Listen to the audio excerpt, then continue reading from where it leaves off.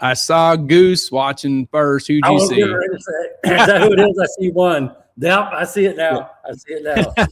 I see Goose. Gary, this is what he's been doing since 4:15. Yeah. Just it ain't got no gas in it.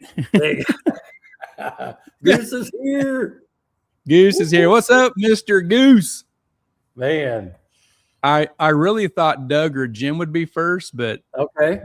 Jim was second. Hey, there's Jim. Oh, and there's Doug. 2 and 3. You say their name and they just pop up. Bing, bing, boom, bing. Boom. Yeah, there's Doug. Hey, guys, congrats, Gary, on your big win. Thanks, Doug. We're going to get into that.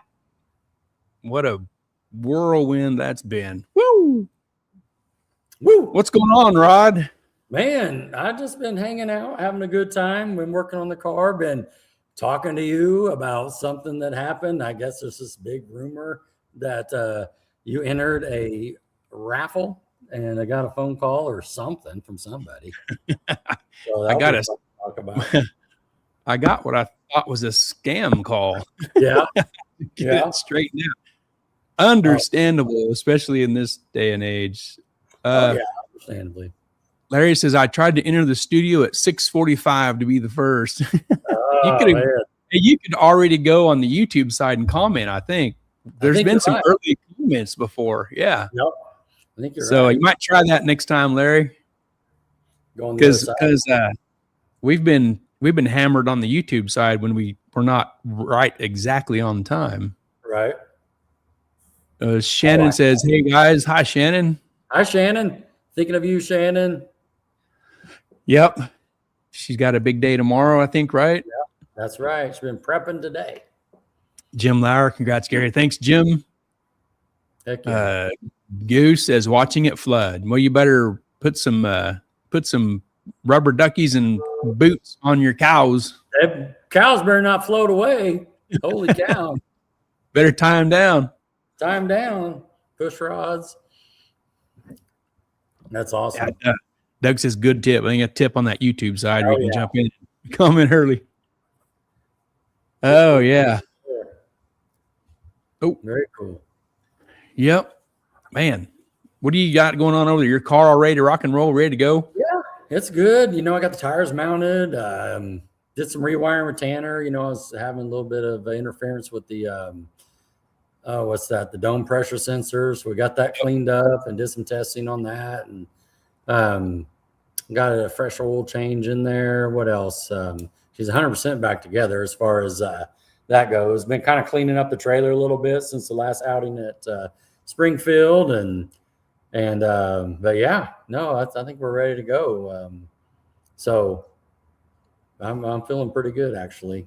And let's talk about it. I think we got a shootout coming up, right? Next weekend or something? 2 weeks? 2 weeks from this weekend. We got a free weekend next weekend, and then go back to Springfield. See Mark and them guys at Ozark on the 19th and 20th. 19th and 20th, and be back on the 21st for Father's Day, man. That's right. But yeah, it'll be a good shootout. They always put on a good show. So I was happy. That'd be a great way to spend Father's Day weekend to win a race. Oh man, man, heck yeah. Larry says tornado warning issued for Springfield. What? Are you serious? You better put the tornado gates up around Buc-ee's. That's right. Don't we? That's so funny you said that, because when I was talking to Tanya about it, I was like, hey, I think we're going to roll back to Springfield in a couple of weeks. And, oh, okay. And you can tell just like tick, tick. She goes, oh, that's a Buc-ee's run. And I was like, yeah. Oh, Buc-ee's run. Right. She's like, yeah. So we know her as that. Heck yeah. So you bring stuff back for the girls. Oh, yeah. And right. So then do they watch the calendar for when your next Springfield or Buc-ee's area, so they know how to consume their goods for the next trip? That's it. So and the gummy bears I brought back, I didn't eat all of them. Some of them were eaten by some other people in the house. And so I'm bringing extra bags this time. You need to bring some extras and stash them. Man, my favorite comment when I called him 11 o'clock at night, we're at Buc-ee's. We're at pump 234. Just to say that. Oh, I know where that's at. 34. Ooh, man. I mean, Quick That's a Trip's lot of nice gas. around here, but like they ain't got pump 234. No, they don't have 200 pumps. Yeah. No, Zane Harmon, what's up, fellas? Hey, Zane. Alan Watts is in the house. If I don't get to let go of a button soon, I'm going to lose it, boys. Yes, sir. Dang, Alan. Harper. Hey, Harper. He says, hey, guys, here for a bit before my early wake-up call. Yeah, Harper. Yeah. Harper said I got to get up super early. He's not going to be able to catch the whole show. He's going to catch a little bit of the front. And then he said they listen to it on the way to work and then catch the rest of it on the way home. Heck so That's we'll do a good job. Early wake-up calls because, I stumble in the bathroom sometimes at 3 a.m. and like he just did something. I'm like, what's he doing up? But now I know. He's going to work. Yeah. Cool. Doug Perry, maybe I can test by then. Weather has been crazy. Yep. Come on down to Ozark. Heck yeah. Get in Logan Metcalf. Those new Fords ride good. Well, we'll find out. Yeah, he's got one. He's got it. That's what somebody at work told me that too. Like my guy, 2012, but like this guy says he has a friend that gets a new one all the time. And he said from like a 16 to something or 20 that he said like there was no difference. There was no comparison in the ride. Just, I bet. Is that Tanner Blue Ball telling you that? Tanner, I got the money. Blue Ball. No, but I'm sure he would probably say the same. It was a guy over at St. Paul I was talking to. Right. There's Troy. Hey, Troy, what's up? He says. What's up, Troy? Mr. Sean Knuth, Mr. I am retired from Globe Engineering after 40 years. Must be nice. He's done. He don't have to get up no more, but he still wakes up at 4 a.m. or whatever. But, man, congrats to you, Sean, again, and I'll see you one of these days pretty soon. I'll come check out your new shop and your new house. There you go. Yep. Well deserved. Put in tons of time and got to retire. Yep. That's great. I'm jealous. Brian Wise. There's Brian. Evening, fellas. You on the computer and Rocky Mountain Race Week is on TV. Can't beat it. Logan says, tune and delete. It's faster than that Mustang. Oh, man. Oh, that's so funny. Yeah, just the difference in mine's a 12. A 12 and a 26. My 12 has 400 horsepower. A 26 has 500. Woo! A 12 has 800 foot-pounds of torque. A 26 has 1,200. Woo! Man. Man, that is awesome. Jeepers. Oh, wow. That is awesome. Man. Yeah, that's pretty wild stuff that they can you believe it? You know what I mean? Like, no, it's we've been talking every day about it, and you're just like, I just can't believe it. Well, until I talk to Doug, then it'll be, then I'll make it official. I just can't believe it. I just can't believe it. Yeah, it's awesome. The weirdest part is I've always had to work my ass off for everything I have or get. Sure.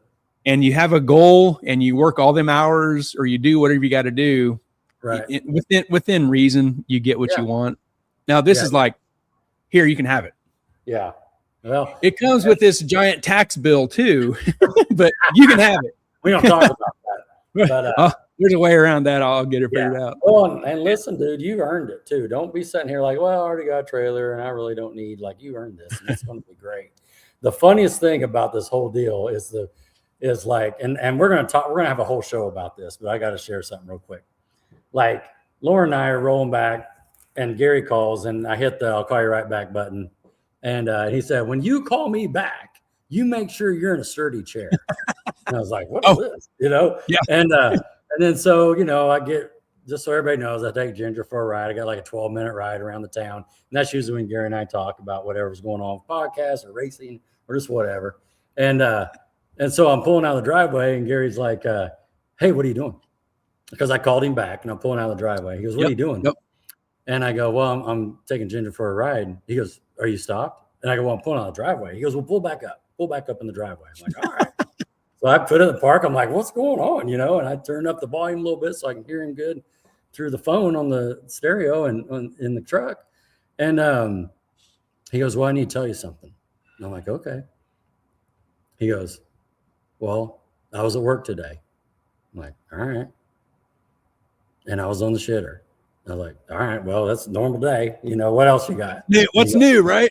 Yeah, what's new? Okay, you know, why am I? And he goes, and I got this voicemail from a third party in New York. And I think they're scamming me. And I just got back to my email, and it's the same person. Some sort of scam going on. Is that fair? Pretty accurate, yeah. Okay, so that's where Yep. I'm stopping it. That's where I'm stopping it, and we'll discuss. You know, like we said in the combo there, we're going to do a whole show about this. Man, I want to meet Doug Cook. I want to meet Cletus. I want to meet Brett LaSalle. I want to meet all those cats, man. That's right. Bring them all out. Yeah. That's great. And you know, you never know. You might see a red 2012 F-250 up for sale. You know, and is this the year of get rid of red? Is that what's going on? Is that what you're doing? I'm putting 2 and 2 together. It's definitely red is definitely going to be deleted from my house. Woo! Red delete. Very good. Very good. I got a plan for that white too. We'll just have to see how that works out. Yeah. Hey. Yeah. White. And it won't be orange. I'm just here to tell you right now, it won't be orange. I know somebody's looking. How do you know? Checking in. Well, I mean, just from what you told me. Man. What you told me. And the story has changed a few times. Goose might be behind this. Oh, he could be. He could be. He asked me, he called me, because, you know, we do the chip draw, right? Uh-huh. He calls me sticky fingers every time I draw, you know. And he calls me, he goes, first thing he said, he goes, did you draw that for him to win that truck? He would say that. You pull his name out? Oh, yeah. That's awesome. Exactly something he would say. That sticky finger strikes again. They let you draw that, right? Yeah. That's funny. That's funny. Cool. There's Yeah. There's Marvin Jenkins. Catch a couple comments here. How's it going, guys? Hey, Marvin. Doug said you're going to have to tow Rod's car now. Yeah, that's right. Logan said mine is 605 horsepower tuned. I don't need 600 horsepower in a truck. You're going to pull a house over. Oh, man. Sean Jennings up in Salina. He says, hey, nice truck and trailer. Thanks, Sean. Yeah. He says that was pretty exciting to see that, Mr. P. Oh, no doubt, man. As he calls me, Mr. P. Heavy on the mister.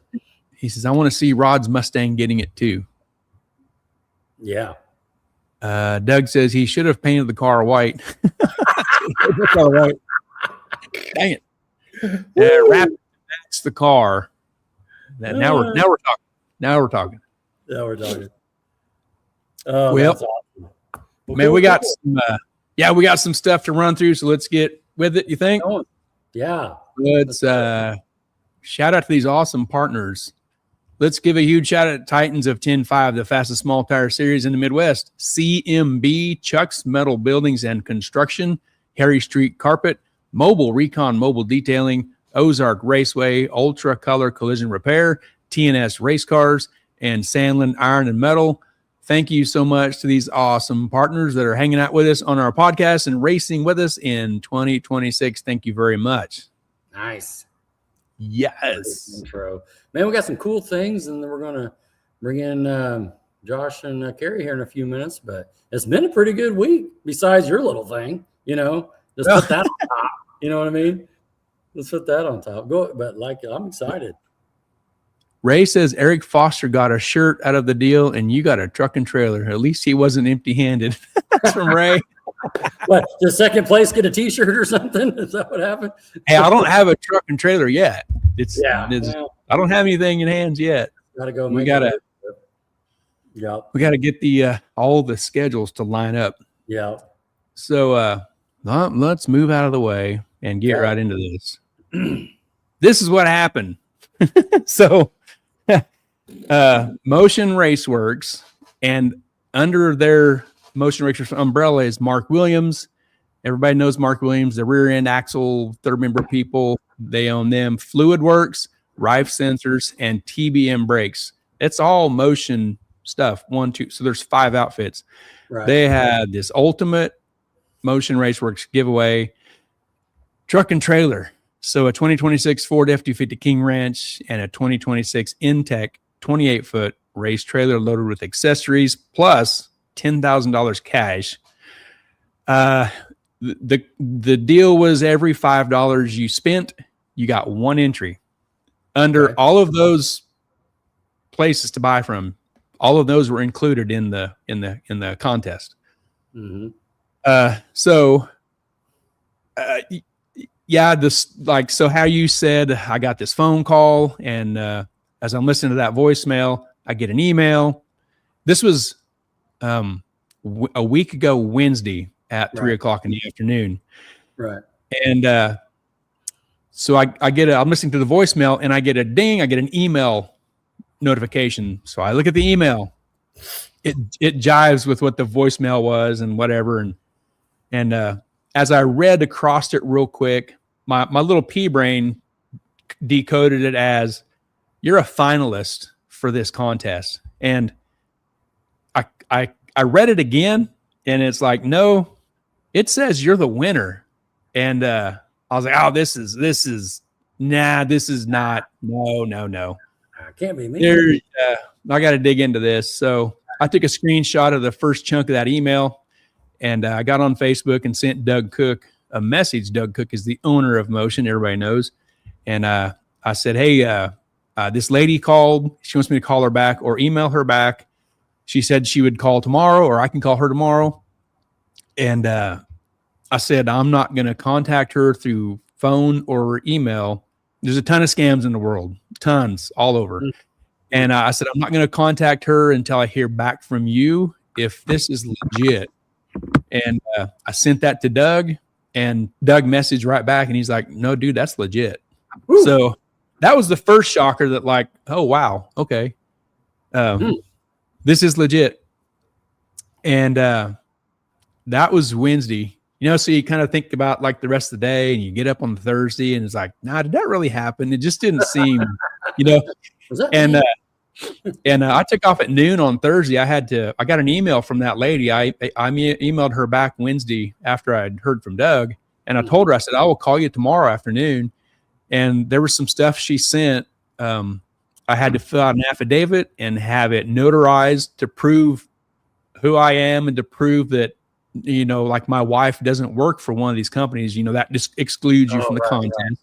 Right, no employees or no family members or, that kind of stuff. So it asked me where I work and all that stuff. And I had to go over here to the Postnet place and have it notarized and all that. So I had to send that to her, my picture, my driver's license.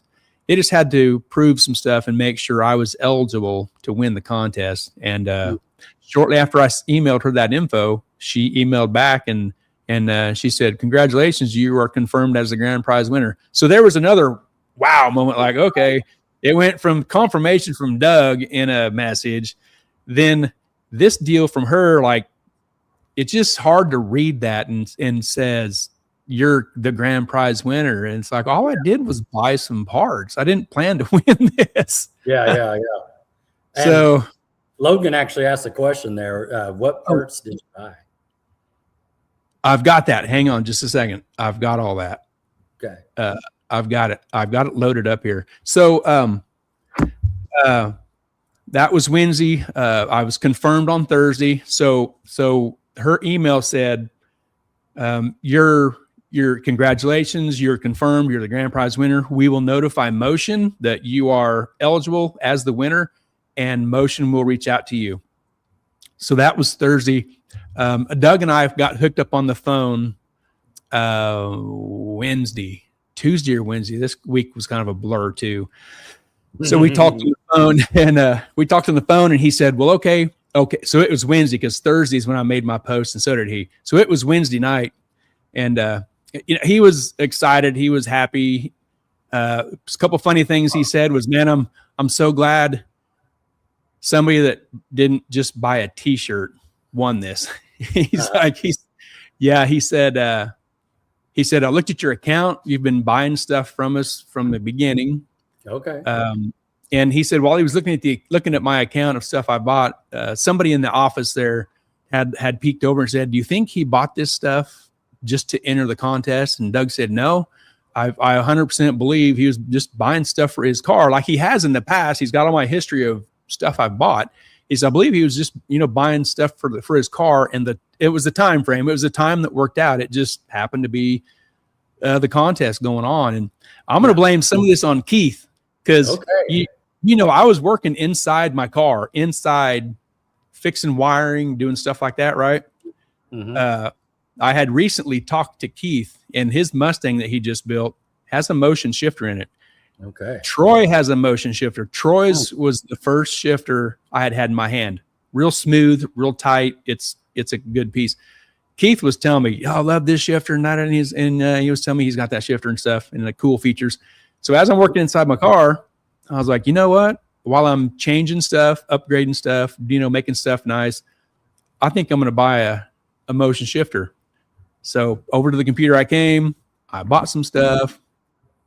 So I'll just put that right here. What I bought a shifter for $400. I bought some grip deals with the button, a coiled cord, the Mac valve mounting bracket for the shifter, for the air shifter, some Deutsch connectors, and 2 new shock sensors.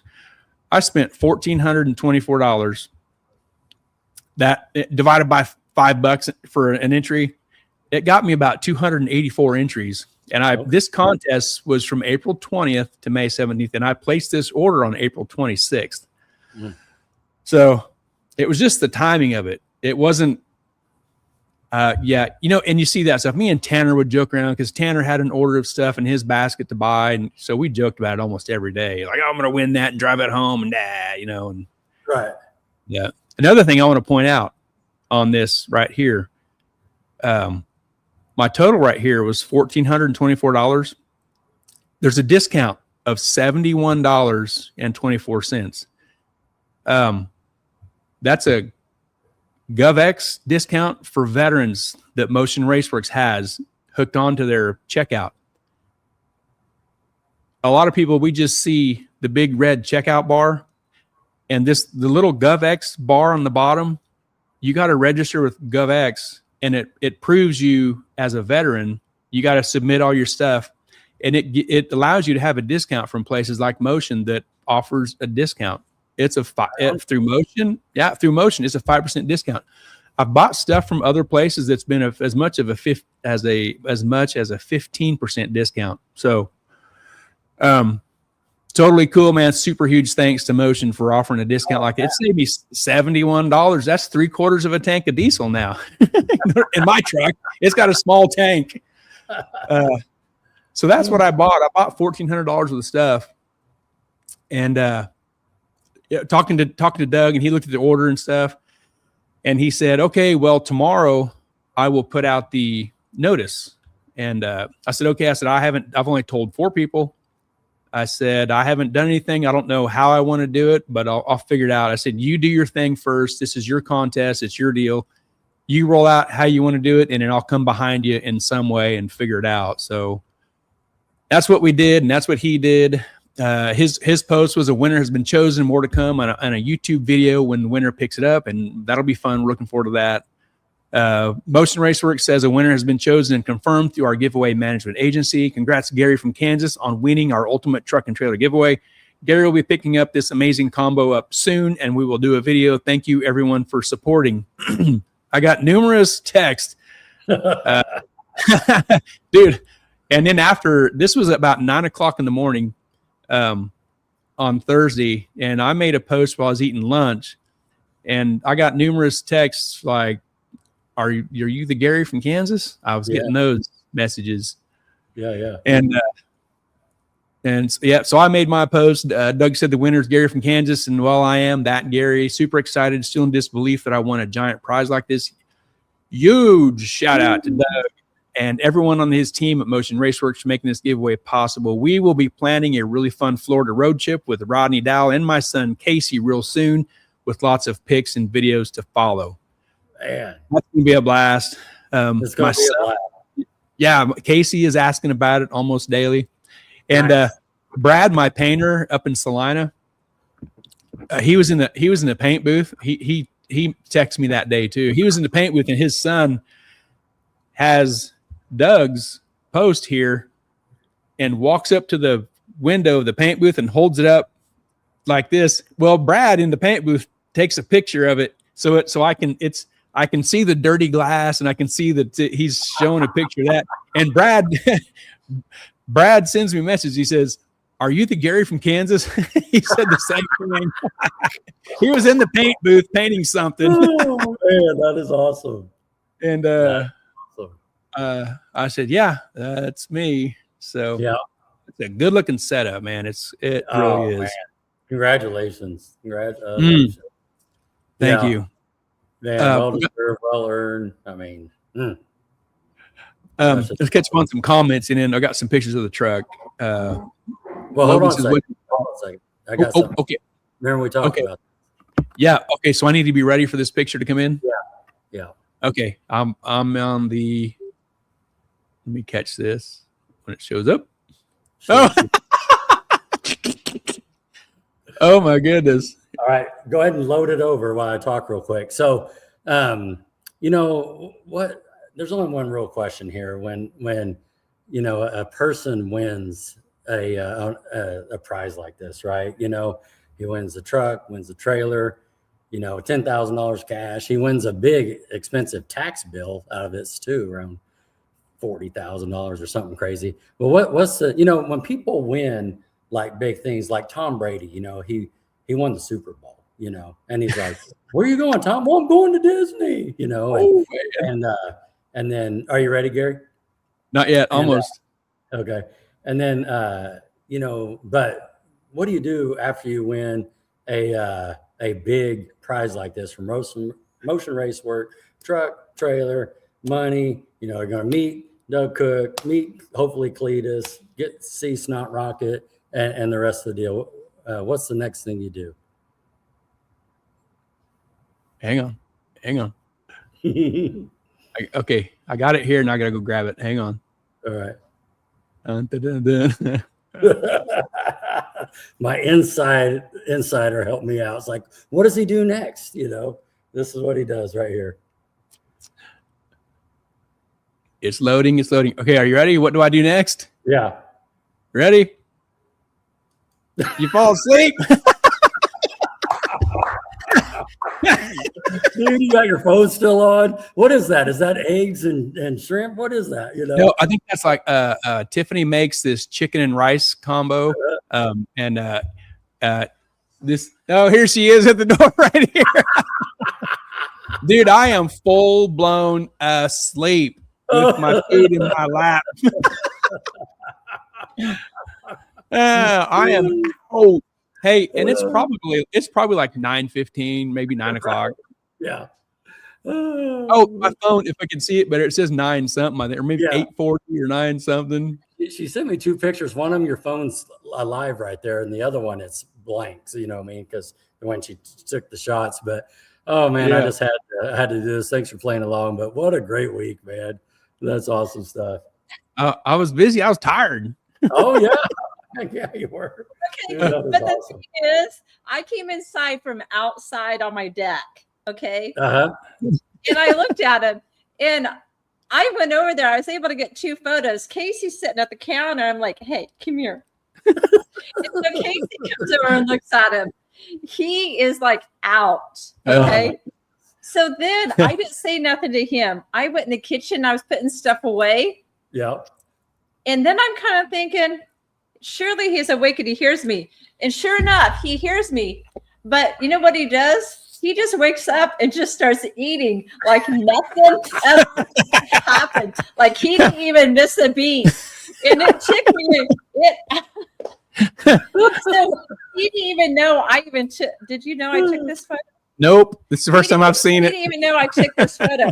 But I was in the kitchen doing stuff, and I peeked around the corner, and he was just eating like he didn't miss a beat. Oh, that is awesome. Just to eat.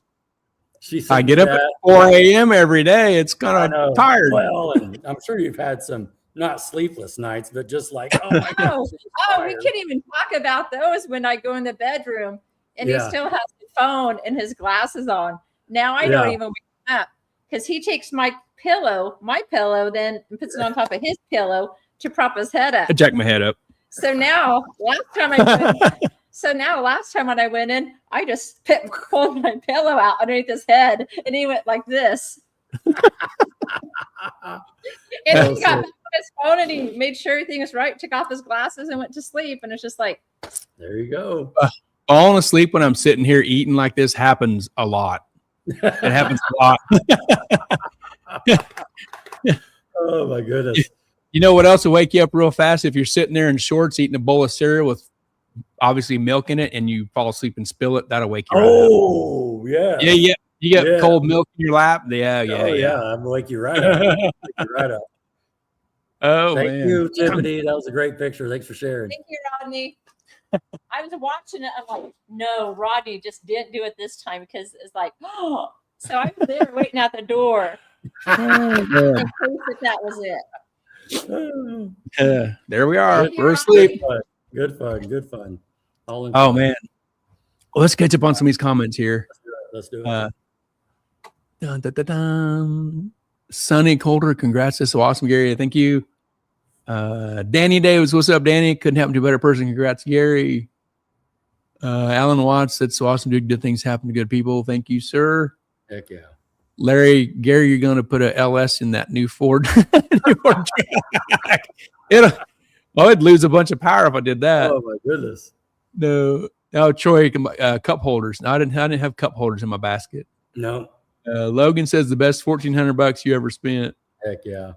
Goose says drop it off in Missouri, pick it up, and it'll be orange pickup black trailer. Oh man.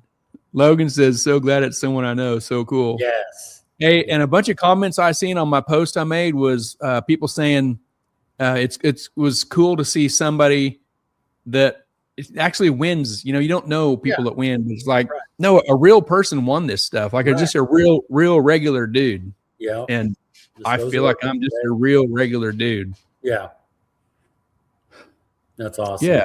And how many did you tell me, like that post or your post you made or whatever had a bunch of views? What was that? Yeah, I looked at it earlier. It had like 65,000 views. Wow. my post, not Doug's, mine. Yeah. I don't know how many theirs has. I can't see the numbers on their side. Yeah, I saw like Scott Taylor grabbed Doug's post, and Brett LaSalle also replied on your post, and this is good stuff, man. 66,700 views. That's great. Good stuff, man. Congratulations, man. For real. Man, thank you. And the trip is going to be fun. I hope we can get it put together in July. I just need to, you and I have hashed out our schedule. I just need to get with Doug and see what lines up with him. Sounds good. But it's a good looking piece. It's white. I don't like white, but this is a really good looking truck. Yeah. Would you say you heard it had about 7,000 miles ish? No, it was in the 4,000. That's what Cletus was saying. Yeah. Oh, yeah. I tried to find that video and I couldn't find it. Yeah, because that's when they wrecked that car into the other truck. Yeah, they backed into it. Yeah. Look at that thing. Gee, my knees. Hey, I thought when I went from my 95 Chevy truck to my 2012 Ford, I thought I was going into a spaceship. Mm-hmm. From like analog to digital, it seemed like, or if it's backwards, I don't know. But yeah, this is a really nice piece, man. It's nicer than I need. I mean, for sure. If we get a wrap on it, and have Logan put a wrap on it, make it look like this. That's it. That's the one. That's right there. the color of my car. That's right here. Cut color. That's it. It looks good. Oh, Logan says, let's paint match it. If anybody can do it, that's it. They can do it. Yeah, for sure. Let's move along. Here's the trailer. That's an Intech 28-foot trailer. If anybody listening, there's a handful of you here. If anybody's looking for a trailer, give me a holler for a 28-foot trailer. It'll be delivered to Kansas, I think. I've got a nice trailer, a 32-foot, and I really like my trailer. I was thinking about giving this back to him and paying the difference for 32, but I like my trailer, man. I like how it looks. You and I have talked about this numerous times in the last week, and I know. I like my trailer. Yeah. And this thing is super nice. Mm-hmm. Aluminum floor. Yep. So that's my excitement for the rest of my life. Jeez. Say, I think you took it this week, no doubt. That's awesome, dude. What Al and Larry say? Go get some lottery tickets and buy. Oh yeah, he want to hang out with you and get some luck rubbed off you. You know, my luck bucket is empty. It is empty, dude. And the funniest part too, when we were talking about this in the driveway, like I had some things to tell you. I like talked to Show. You know, he screened in on the computer. We were looking at the tune-up and stuff for about an hour, and I was telling you all this stuff. But you're like, "Hey, let me tell you something real quick." I was speechless. I had nothing to say. You know what I mean? I ruined it for you. You're like, "What'd you do?" Nothing. I didn't do anything. I ruined your news. That's the only thing that could have like went up over. I didn't. Oh man. Yeah. Golly. Yep. So we're gonna plan this trip. Yeah, we're gonna plan this trip. We're gonna fly to Florida. We're gonna do our deal with Doug and video whatever he wants to do. I'm down for any kind of shenanigans he wants to pull off. I don't care. I'm game. My son is going with us. He's gonna have a good time. He's been asking about it every night. The trip, when we're gonna go and stuff. He's been asking my wife about it and stuff. He's never been to Florida. He's never been on a big trip. Never been in an airplane. Never been to the ocean. So he's in for a really cool trip on summer break for about a week. So yeah, it'll be fun. The dude's out on a trip. Yeah. So, and we're gonna come back and probably have a whole show, like you said, Rod, on our fun trip to Florida. Yeah. Go by the Dawn Garden Museum. Hopefully, go to Freedom Factory and the Eagle's Nest and just whatever. Yep, be a good time. Well, let's move on. Let's move on. Yep. Look at this. Look at that. Who's that? That's my stuff. That's my stuff there. No ring necks doing it up. This is the intake that Blake has at 417 Motorsport. As everybody knows, he put the top on, made it a 4500. It looks good. We stripped it down. He's coating it up. A ring neck over there. So we're going to do that in the valve covers. I expect a call from any time from Advance. The 400 should be ready. So, but this is the topper for it. Nice piece. That'll look great, all powder coated up. And, he does a great job over there. Oh, over the top. Charles Doherty. That's it. There's Mr. John Gentry. Congrats, Gary. Thank you, John. And John is big dog. Right. Big dog down at Stroud, and congrats to you too and your win at Thunder Valley the other night. Yep. Heck yeah. Congrats, John. Rocky Mountain Race Week is going on. Wanted to shout out to Gavin Lusk and his daughter Mercury. They built this. I don't even know what year it is. It's an old Falcon. Mm-hmm. Rod, you might know, but it's a little 302 deal, old school intake looking, and they rounded up the parts to put this thing together for Mercury, and they're out on Rocky Mountain Race Week right now. And I think at this time, 7:30, they're probably in Kearney going down the track. Yep. So they I think just posted a time. She just went low 13s. Okay, cool. Oh, she's gonna have fun. Good deal. Larry Hunt, need to engrave pump 230 in that intake. That's right. Yeah. I gave side little conversation. I gave that intake to Larry at 11 o'clock at night, so he could. I gave him the money to pick it up from 470 Motorsports, so we can go on home, and we picked it up at Centerville. That's right. Yeah.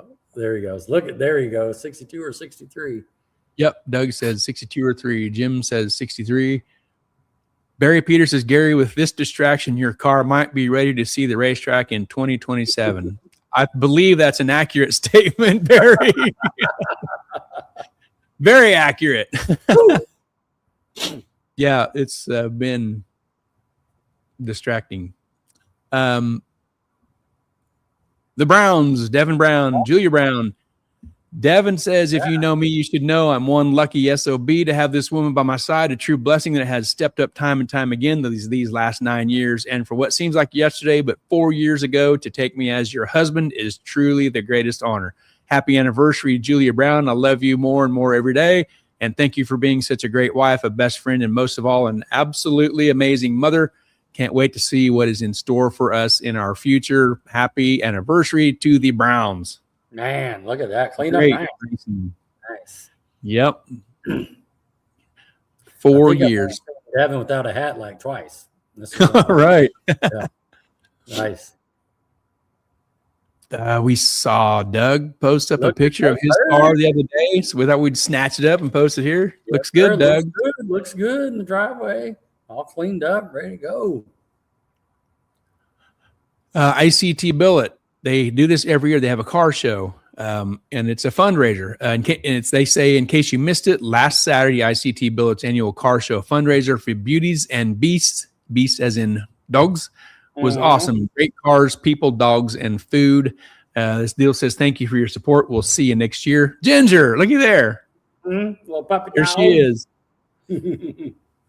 And they made another post after they gave them their check. They say, huge thank you to everyone who came out to our car show and donated. We sold 79 parking spots and matched every donation, bringing the total to $3,480, plus the additional donations collected at their booth during the show. There's a check handing over and a cute picture of a really cute dog and dude there. What a great way to raise some money for dogs. Great cause, man. They do that every year, and one of these years I want to get over and check it out. Yeah. And I think they have like a taco truck and stuff, kind of a food truck deal at the same time. Yeah. Really cool deal. Logan, speaking of Logan made a post the other day, dropped off for wiring at Next Motorsports race cars. They're getting closer and closer. And Next Motorsports is the Preston brothers, right? Is that correct? I understand. Yeah. Yeah. Man. Yeah. It's in good hands. It's in good hands. It's in very good hands. Yeah.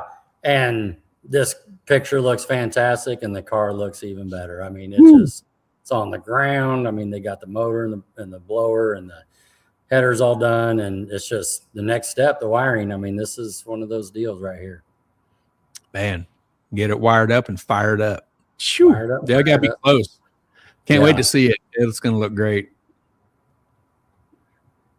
Sonny Coulter says it was a great time, the ICT Billet fundraiser. Heck yeah. He says the tour was rad. Jordan works there, and Shannon has taken me through there and showed me that place, and they got quite an outfit. It's packed full of machines that are running and making cool stuff. Speaking of Logan and the paint shop, look at that. Yep. This is fantastic. Everybody knows who that is. Yes, that's Ryan Martin there in the Pro Mod, and he brought this thing to Wichita. Have Logan and Jason do some work on it. I took these pictures when I was picking up my panels, and so my panels to the left, so I was in there kind of by myself, just like, oh my goodness, this thing is awesome. And I got to see the car up front and end up doing the quarters and the roof and had a kind of severe tire shake. And so they were just kind of cleaning it up from that. And but yeah, Logan sent this picture over and a couple others, and this thing is just fantastic. Look at that thing, man. Is it an orangish color or is it like red that looks orange when it's pictured? No, man. It's orange. Yeah.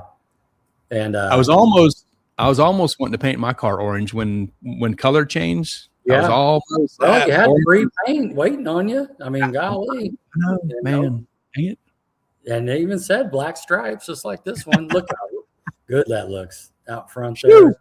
Yeah. Sun shining on it. Man. Yeah. Yeah. Then he went to Michigan, made it to the semis, I think, I want to say. But incredible. This thing is just, it seems like the roof comes up to like your waist. You know what I mean? That thing is just on the ground. And, you know what would make it look better? You know what would make it look better? I don't know what would make it look better. Some shiny wheels. Some shiny wheels. They look shiny good. wheels. No, I wouldn't kick it out of my garage. It looks so good. That thing is just everything carbon. So it was cool to see it. But, Jason does a lot of work for Ryan, dying pieces. The Chevelle, he's working on this. They dropped this off. They quick turned it. And, yeah, very good. Yeah, very good. Great work from our partners at Ultra Color Collision Repair. Yes. Sweet. You sent this over, and we saw this car at PRI. It had a small block Ford stuffed in it. And it ends up in the winning circle because it's Ford powered, right? That's right. That's it. And Ultra Street running 40s, and the twin 10 cylinders race cars, put this together with the Bennett motor. It was my favorite one at PRI for last year. And so, when they took that winner circle, I was just watching it like you were too. On flow, and what a race. Yeah, Martin Conley was driving it. He's no stranger to winning, and put him in a Ford powered car and Ford powered Chevrolet, and he wins. That's a great man. Them Bennett, man, they're just that's a Bennett motor, right? It is high port deal, 400-inch high port. Call them up and order it. You just everybody can get one. Yep, it's not a secret nowhere. It ain't. It's basically the same thing my 400 is. I'm being for real. Man. 1320 video put this out.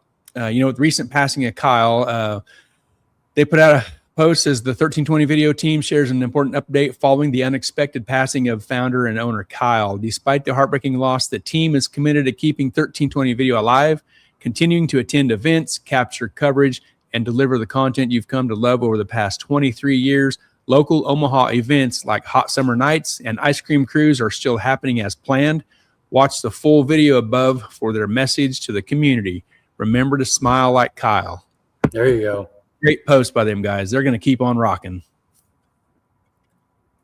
That is awesome. Yes, that's good. Good news. I think this was kind of interesting from Orlando Speed World Dragway. Important notice, effective immediately, the following items are strictly prohibited from being brought onto the property of Orlando Speed World Dragway. No EV scooters, no ATVs, no e-bikes, no skateboards, no bicycles.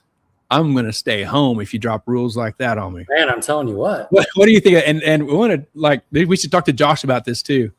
Like as a track manager, this seems like what happened? I didn't see anything. I know.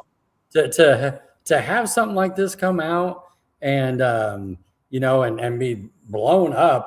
I saw this and I saw it shared like as many times as your trailer and truck, and it's just like, what? Like, did someone get run over? It's just like one extreme to another, and since we have these scooters, like if I wanted to go to Kid tomorrow and hang out and watch Troy race or just whatever, and I didn't have my car for whatever reason, I'm taking my scooter.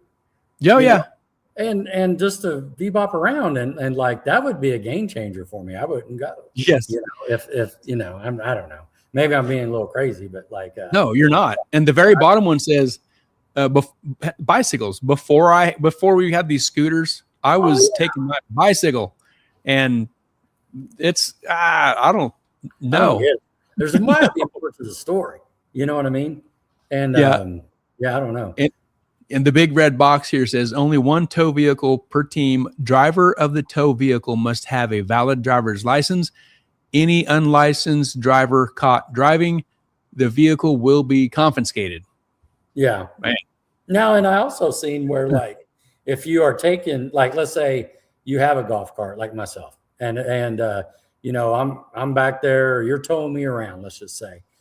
It looks like when you read the fine print, you got to show them your driver's license if you're going to run that golf cart.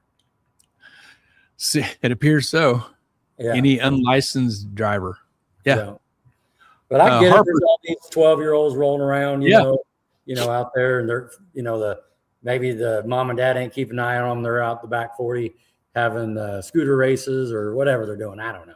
But I saw. And Harper said, Yeah, Harper says it's kids underage on this stuff. The insurance companies are raising hell. Yeah. Harper says need to prove you're 16. Yeah, I can do that. Yeah, I seen that. I'm like, man, I ain't never going there. Yeah. Well, we may be going there next week or in a few weeks. Golly, I've been to that track. It's pretty cool. Oh man.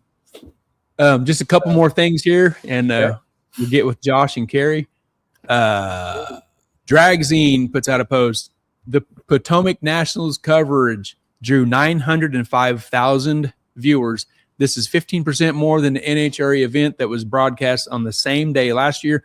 Don't believe the negativity on social media and do what you can to promote drag racing. Fox Sunday NHRA coverage draws 905,000 viewers.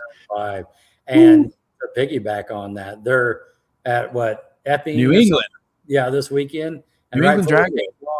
I saw another clip that said that they had another sellout at there.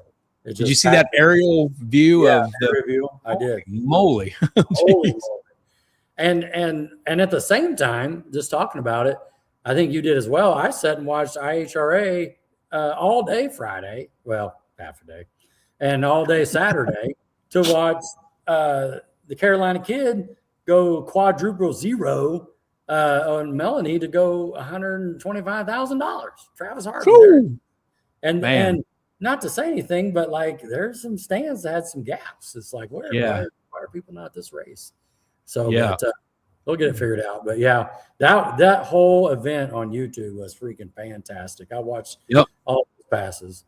So, and once again, on the YouTube side with the IHRA show, they wasn't a one-hit wonder. Every one of them they've had, and all of them that we watched and put up on our deal, it's a good show. They have a good show going on. Yeah, it really is. Yeah, so good job, IHRA. No doubt, absolutely. And we've talked about before if it comes close around here, but he needed all that on a whole shot. He didn't need all 4 zeros, but like he didn't have the ET that she had by a couple numbers, and so an 030, and she had an 032 or something like that, which is good. But even to run a double O something, but they're oh my goodness. Because when they said he goes triple O on the announcer, and he goes, no, it was 4 zeros. Like, what? That is just incredible. It was all the zeros. And dude, I haven't met Travis here or anything. I know he's a great, obviously a great shoe and the Carolina Kid, but his interview was fantastic. I would recommend anybody just to go and watch that interview on the top end that he did after he climbed out of that car. It's just. I haven't seen it. I'll have to go check it out. Yeah, it's worth it. It's worth it. But cool. Yep. That was a 53 minutes of well, I mean, and 15, 20 minutes extra for your deal, which is totally fine. I've already talked to Josh back there. He's good, and you take your time. It ain't like every show you went, golly, come on now. So it's just awesome. Yep, that's that gets us. Have you pinched Tiffany? Did she pinch you? Did you guys get through that already? Like it's like you won. She'd probably like to kick me. I don't know if she wants to pinch me. Oh, she want to kick you? Okay. The little saying, pinch me, is it real? Yeah. And so I just can't believe it, man. I did. I've got $83 extra in my back pocket right now. Did you know that? 83. Because I gave everybody that said, "Hey, did your friend?" They gave me $1. Everybody at work walking around, whatever. Hey, did your friend win a truck? Like, man, $1. So yep. Dang. I wish I had $1 for every view on Facebook. Oh, I know. It covered the tax. Pay that tax bill. Woo! Man. Yep, it'll be fun, and we're gonna have a big show about it. Yeah, well, and couldn't went to a better person, man. I'm telling you. Man, thanks. I appreciate that. I appreciate it. Couldn't went to a better person, and you know how I know that? I already knew that, but you know how I know that is because of the reaction that everybody's giving you, all the love that everybody's giving you. Right. Yeah. That's exactly right. You know what I mean? For real, man. For real. You're always helping the community. You're always helping the community. And so it's just so cool that this big thing happened to you, you know, for real. It is awesome. That is that. I appreciate you saying that. It's awesome that for you to say that. So yeah. Mm-hmm. Well deserved. Yep, it's fun to help. I'm a good helper. I like it. Yeah. Well, you ready for Josh and Carrie? Let's do it. In Kansas International Dragway. Let's click on the button here. Hey, Josh and Carrie. How's it going? Thanks for sticking around. Sorry, we went a few minutes over. You know, hey, it was entertaining. Yeah. Good. But it's just incredible. And, but thanks for hanging out. Thanks for coming on. We talked to you earlier in the week about coming on and talk about your new role at Kid and some things, you know, anything you want to discuss about up and coming things or improvements. And, you know, we can talk a little bit about, you know, kind of what led you up to that, any kind of car stuff, racing or anything beforehand, if you like, or we can get right into the kid stuff. It doesn't matter. We just appreciate you coming on, being here and having a good time with us. Does that sound good?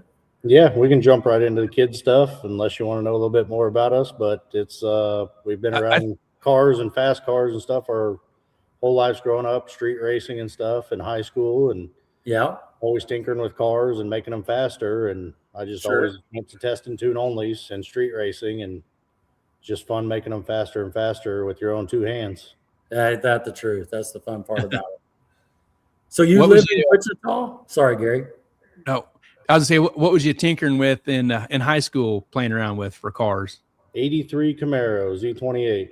Oh man, it seems to be a little fat going around. You know, 305 TBI. It was a 305, and my first car was a Ford Taurus, and I knew I had to get a job and get out of that thing. So I got a job at McDonald's and saved up for that Camaro. Yeah. You ain't gonna catch any girls in a Ford Taurus, you know. No, the Camaro didn't run. Oh, she's shaking her head back there. Yeah, he's agreeing. The Camaro didn't run half the time, but it was still better looking in the driveway than that Taurus was. That's right. That's funny. Oh, that's funny. So are you guys from around Wichita? Kind of grew up around where? Tell us a little about that. Carrie was in Wichita and I was in Goddard. Okay. And we moved from Goddard we had a house in Goddard and worked out there for a little while in my garage and local body shops out there. And then we bought a house in Mays and liked the area. So we stayed in Mays and built a house here. Yeah. No, cool. Mays is a great area. Great area. Speaking of Mays, there's a little racetrack around there. Is that fair? Whoa. Yeah, that's what the story is anyways. Oddly enough, there's a lot of people that don't realize it's here. You know, that's funny you say that because I've been to that racetrack when it was like M&M when I was 16 years old, you know, and watching like Vern Holzman pull wheelies in his Javelin. In high school, I was there. I think at that time it was WIR with Wayne Roberts. Yep. And then, of course, with Ashes and Madeline, it went Maddie, I think, it went to KID.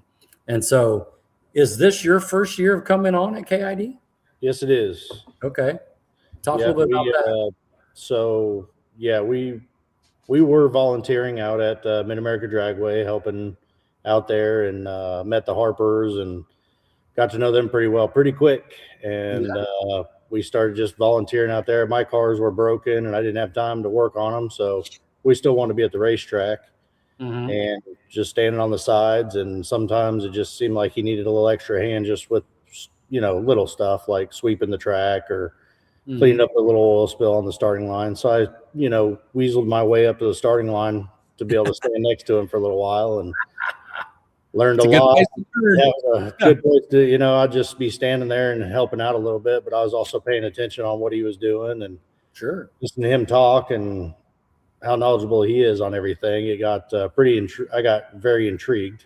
Yes. How the whole process was, the track prep, just everything about it. And we'd just show up there every weekend and help out where we could. And I mean, it didn't matter if it was tower help or concession or anything. We just help out where we could and learn every aspect of it. And he didn't mind telling me some of his, probably not his deep secrets, but we just do stuff and explain it as he's doing it. And I was like, this is awesome. So we did that for a while, and then things changed hands out there, and we came back to our local track. We live we're less than a mile away from Kidd, so it was time to go down there and see what they needed help with, and showed up there. They were having some of the issues with timing system that Mad had, and I just came from fixing that stuff up really good, and we fixed it in like a couple hours, and Portatree was out there for quite a while trying to figure it out. It was all fresh in our minds, so yeah, it's pretty quick, and kind of went from there. It was just a drop down there, volunteer where they needed help type of deal, and one thing led to another, and very quickly we became more deeply involved than we thought we would. Sure. And well, and so everybody knows you told us offline you got an IT background and that sort of thing as well. So I'm assuming like the Christmas tree and all those electronics probably come a little easier to you than like for myself, which I just try to light a bulb is all I'm trying to do for that thing. That's what we spent the first week doing, is making sure that timing system was on point. And as I follow Facebook, I see a lot of tracks having timing issues and having to cancel days because of timing issues, and I don't want to be one of those people. So I want to make sure we have everything in place where if something breaks, we can fix it fast, keep racing. Oh, well said. Yeah. So you kind of went from just playing with the computer and stuff, and then did you at some point you just want to get more involved? You and Carrie get more involved? Yeah. So like I said, we went down there to just volunteer, and one thing led to another out there, and they were in a pinch, and they needed somebody to help run the first testing tune. And prior to that day, I've never ran something from start to finish. We spent a good 30 days out at Mad redoing all the wiring, and a lot of late nights and overnights. So me and the wife, we were learning as we go, how to get the tower going, and because you can't test the bulbs unless you have the computer going. And we were testing it with our own cars down there, trying to make sure everything was working. And next thing you know, we kind of know every phase of it. Okay. So we kind of jumped in down there at Kidd and said, yeah, we'll run your testing tune. And it went really well. And so, okay, well, we got that part under control. And with Gary teaching me what he did on his track prep stuff, we got the track ready, and it was actually a pretty good deal. And it was kind of weird because it was kind of better than they've had for the past few years. Okay. And it was the first time doing it. So I was like, okay, well, we're off to a little bit of good start there. And sure, I was up in the air about it because I have a shop to run, so I can't be down there as much as I should be. But at the same time, I have a passion for that racetrack, and there's a lot of stories about that. But I mean, it's been around since the 50s. So a lot of people want to race there. It's their home track, and people were kind of shying away from it. And we wanted to bring people back. So it was a passion over what we should be doing type of thing. But we found a compromise where I can just work harder, just work more hours, and we can do both. So you don't sleep much, but it'll be worth it. Yeah. There you go. Well, location's good. You're just down the street, it sounds like, if you're living in Mays. So it's not, a long drive or whatever.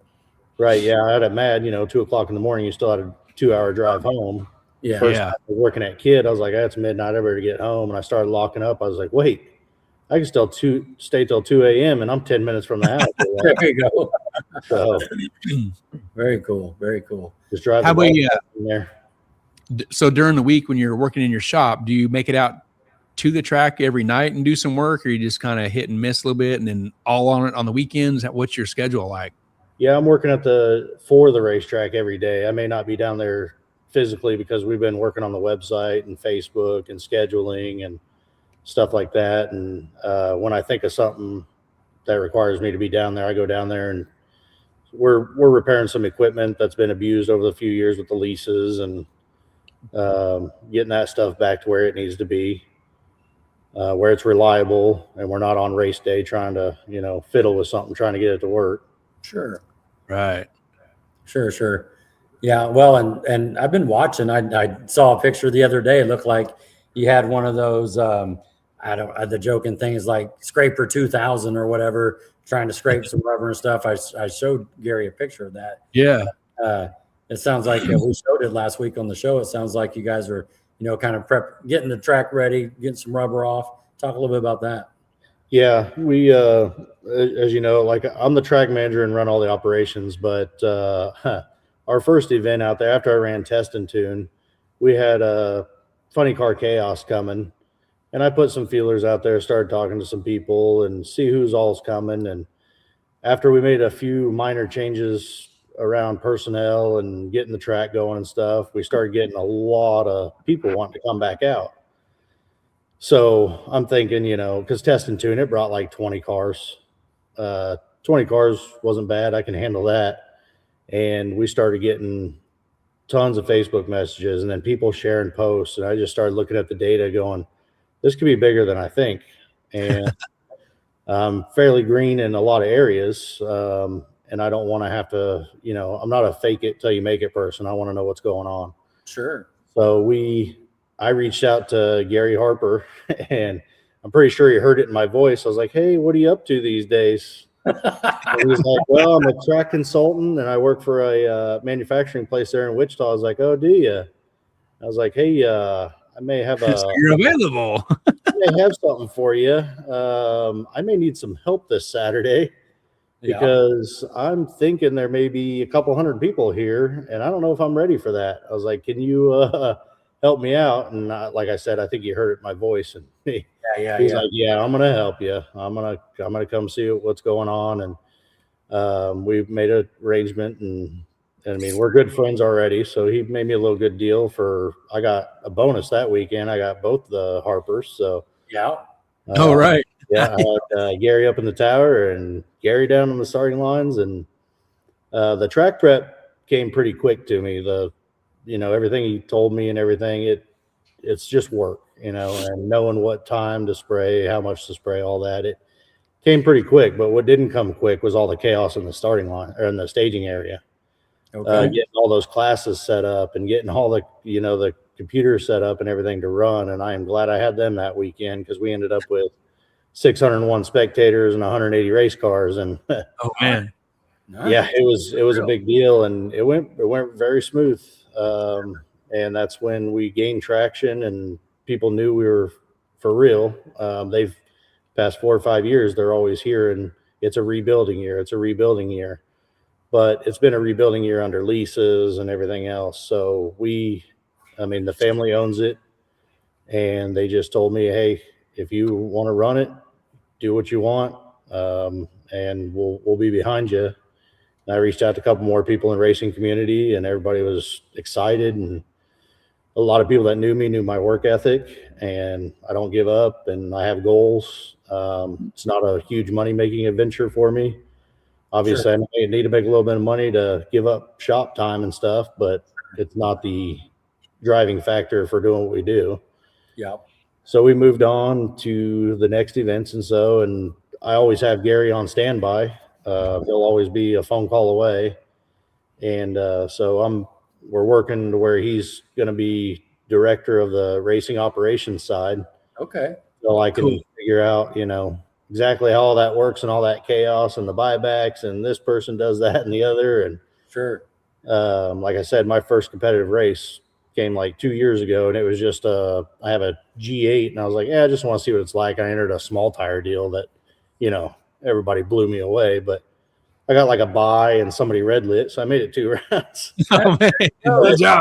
I had a 10.5 second G8 running against an 8 second, 7 second Ford Lightning and truck, and I was like, all right, well, that was fun while it lasted. But other than that, the competition side I didn't know much about. So over doing some of this stuff and people reaching out to me, got to know a lot of people. And like I said, I'm an open book, so I'll take all the compliments, I'll take all the negativity, and I'll assess it, and I can reach out to other people to find out what we need to do. Mm-hmm. And I'll make that decision, and we'll go from there. I got, AJ Taylor. He's in that scene, and he knows all those rules and stuff. So I've been riding on him and, getting his input on stuff. And it's been, he helped me scrape the track a few times. He was interested in see how it works. And that's a tedious process. And he stuck it out and helped me for several hours, a couple nights in a row. And it's just fun being around these people that want to help the track, and their first word out of their mouth isn't money. How much do I get paid? What's it worth? Sure. Well, the locals and even people that drive in kind of, I don't know how you want to say it, but got a little bit of skin in the game just because it's just like me. I remember going out there when I was, this years old or this memory, that memory. So it's just great to hear that, got a new team out there. You're hearing some positive feedback. And like I was telling you off camera, I'm watching on Facebook or just comments and that sort of thing.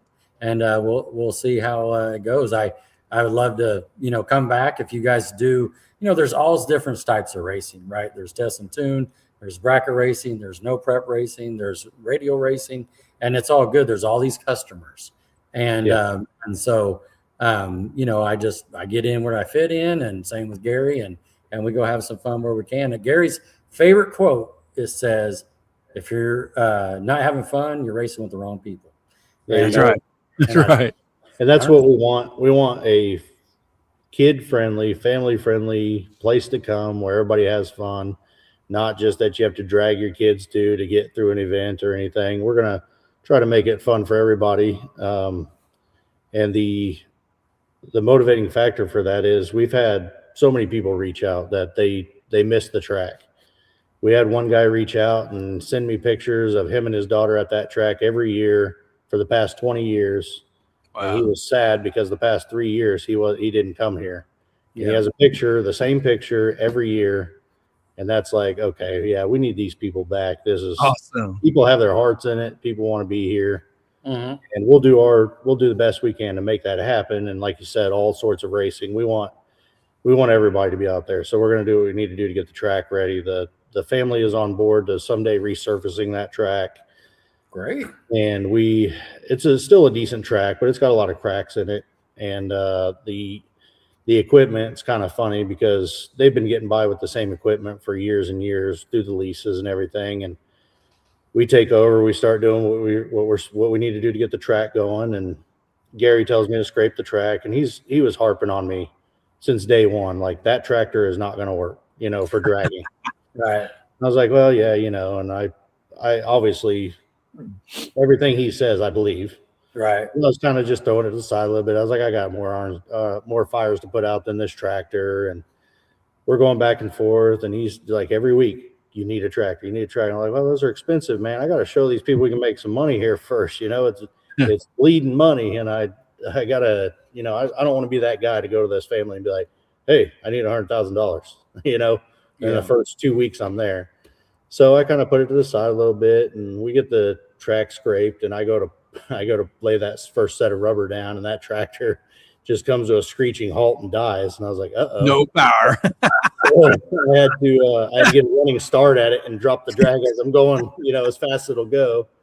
And it gets up to about, 16, 17 miles an hour, and I drop that drag, it's down to like 6. So I'm like, oh, this is I knew this is what he was talking about, and it was coming, but I mean, that's not even dragging over any glue or anything. That's just, it's just trying to get some rubber put down. But it's stuff like that that's just setting us back a little bit. Once we get the right equipment, and we obviously have the manpower and the know-how.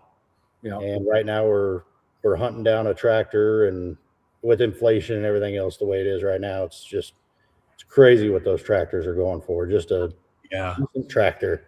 So we're trying to reach out to some sponsors this week, and there's got to be, we're farmland of America here. So there's got to be a company out there that wants to help us out, and whether we lease it or buy it or something like that. We definitely need the tractor to get us to where we want to be. And I want to be a Gary prep track. I watched that track pull some serious numbers and very safe, and we just want to replicate that because we want this to be the next place to come. Besides that, he's in our corner now, so that we can do it, and we want to know that wherever he goes, it follows. So a couple comments to catch up on here. Barry Peter says, went out a couple of weeks ago on a Sunday for a test and tune, and it was a very positive experience. Oh, good feedback.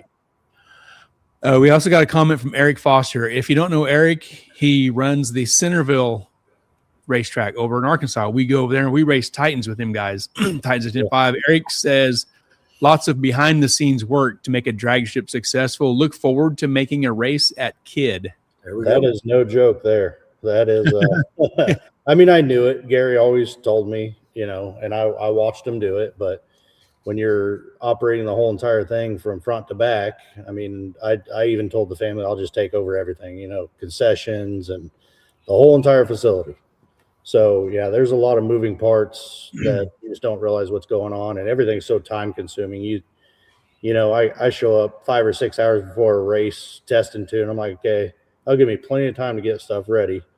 And you're dragging, and next thing you know, it's 2 hours gone by, and you're like, okay, well, I can drag for another hour or so. And then you look down, you're like, oh man, we got 5 minutes till it's time to race. So you're like, I gotta get the gates open, I gotta get this done. Yeah, it gets pretty hectic, but you know, the more you do it and the more stuff I can implement, it'll get easier and easier, and get this track layer built up the way we want it.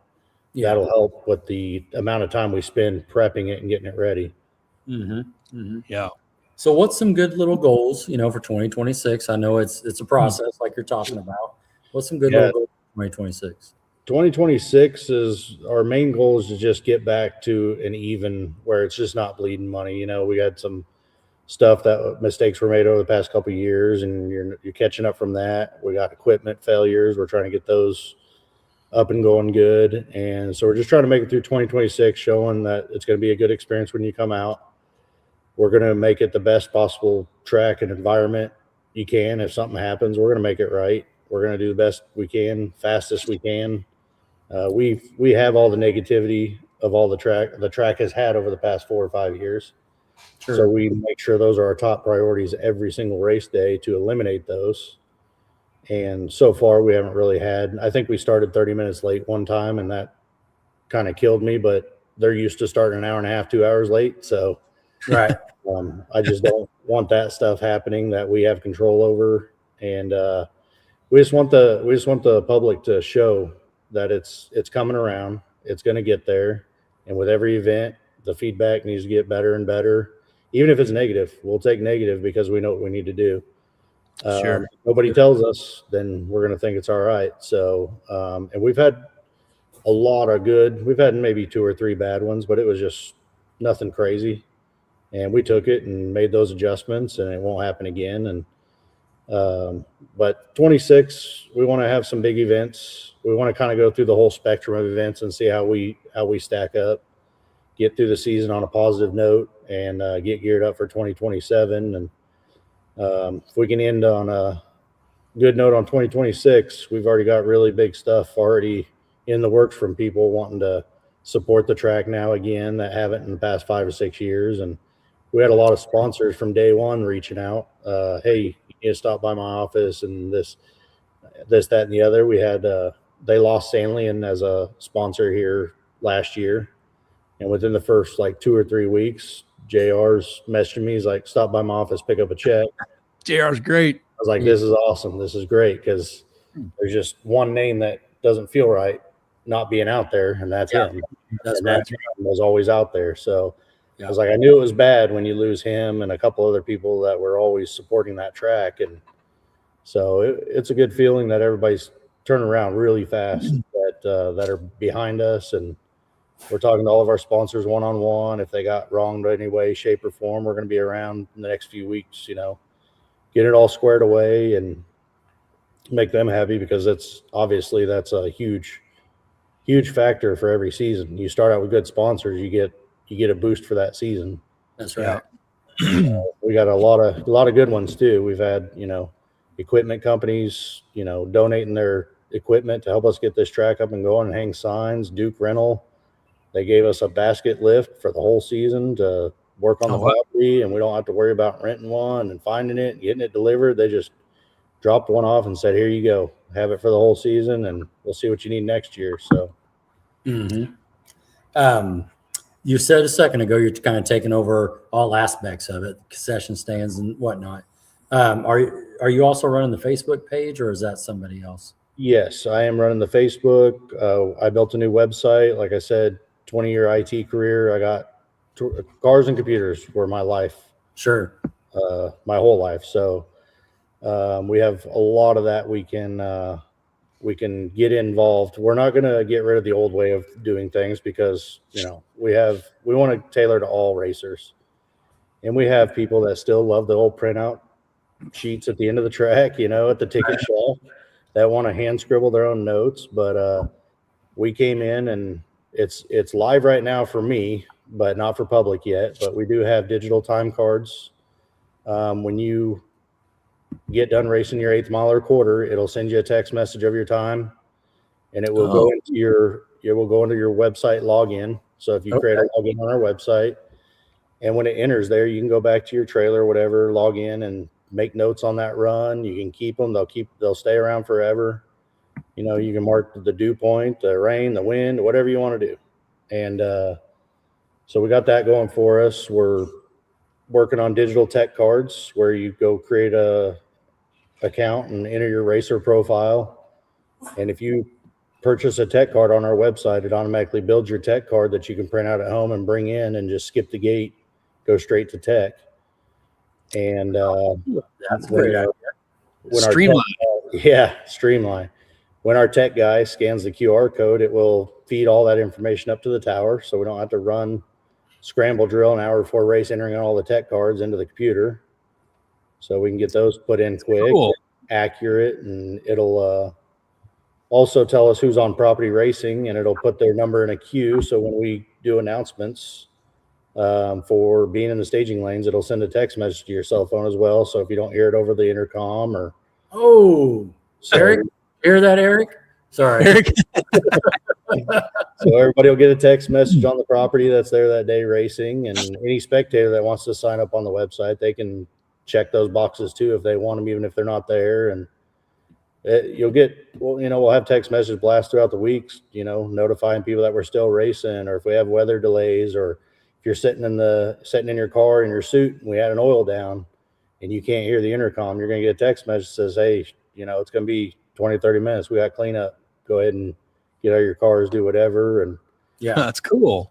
So yeah, we got a lot of cool stuff. We're really looking forward to, and we got it working. Again, it's not public yet because I need to make sure I cross all my T's, dot all my I's. But for test and tune nights, we wrote some software that allows the racer to log into their profile and create their own racing tree on test and tune night. So if you want to test your 650 index, you can go in your portal and you say, you know what, when I pull up into those lanes, I want a 650 index, I want this tree, and I want to practice this deal, and there's nothing else involved. You pull up there and it just happens. Wow, that's pretty cool. And what I'm hoping to gain with that is fun test and tune nights with some buddies. You could say, hey, go log into your portal and dial on a 650. I'll go in, dial a 650. Let's see who wins. And they, test and tune guys can create their own little gambling that night, or any event they want to do. And it's just trying to create something a little bit more fun for test and tune nights, to just same tree, same everything, get your slip, try to make it faster. And right. Very cool. Sonny Colder has a shout out to you guys. He says, I have known these two nerds for many years. If they have support, I think that track will be running as good as it has in a long time. Hugs and kisses. Oh yeah, he's my boy. Nice. He was in our wedding. Oh, okay. We've been married for 24 years, so that tells you how long we've known him. Okay. Fantastic. Larry Hunt, he is the one half of the Titans of 10-5. He's made 2 comments now, and he says, hoping to welcome kid to the Titans family in 2027. So, yes, that is good news. That's the kind of stuff we want. We know we're getting somewhere. I know we haven't proven it yet, but just the words getting out there that we can have those caliber of cars. That's what we want, and we'll do everything we can to make it happen. You bet. We love racing with those guys, that group, everybody that goes to the Titans and follows the series. We've been doing it for a few years, and man, it's a great group of people to race with. So that it's kind of a small world, because the last year we got really heavily involved at MAD, because Titans of 10-5 was out there last year. They made it through one pass, and staging September. Yes. So I let the dust settle, and I went down around 2:00 in the morning to see if I could put in my 2 cents. And that's where things took a turn. And I was out there for 30 straight days fixing all that wiring, and Gary stressing out about not being able to run the next events, and we're trying to get it done as fast as we possibly can. We're spending, I think I stayed out there 2 full days with no sleep. Man, his wife finally took me home when I was seeing stuff and talking to myself. I need to get some sleep, but it was frustrating, but it was nice at the same time because we learned everything we needed to know about the whole entire race system. Yeah. I mean, we could pretty much build one of those from front to back if we absolutely had to. So, wow. Very cool. Very cool. Lots of testing, lots of probing, and lots and lots of trial and error. Yeah, Man. Absolutely. AJ Taylor says Titans are great people, hoping to catch some racing with them at the end of the season. Oh yeah. Come on, AJ. Go AJ, let's go.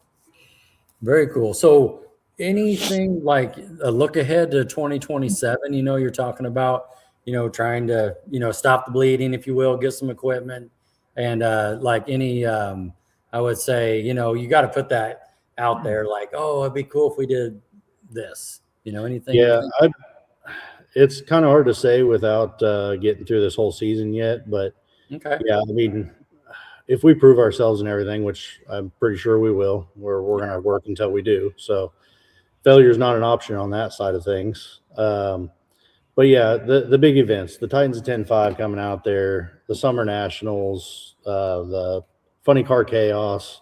We just want those guys to know that we can run them every year, have fun, try to have a flawless event. Things are going to happen, but how we handle them is going to be, hopefully sets us apart. We definitely don't want any downtime. If there is, we want it minimal. We just want everybody to keep having fun and not having to go home because, you're spending 2 hours cleaning something up or something goofy like a tree not working for several hours. It's just everybody has too much money, too much time involved, traveling out there, out of state, getting set up just to be like, oh yeah, we got to cancel or something because of something weird happening.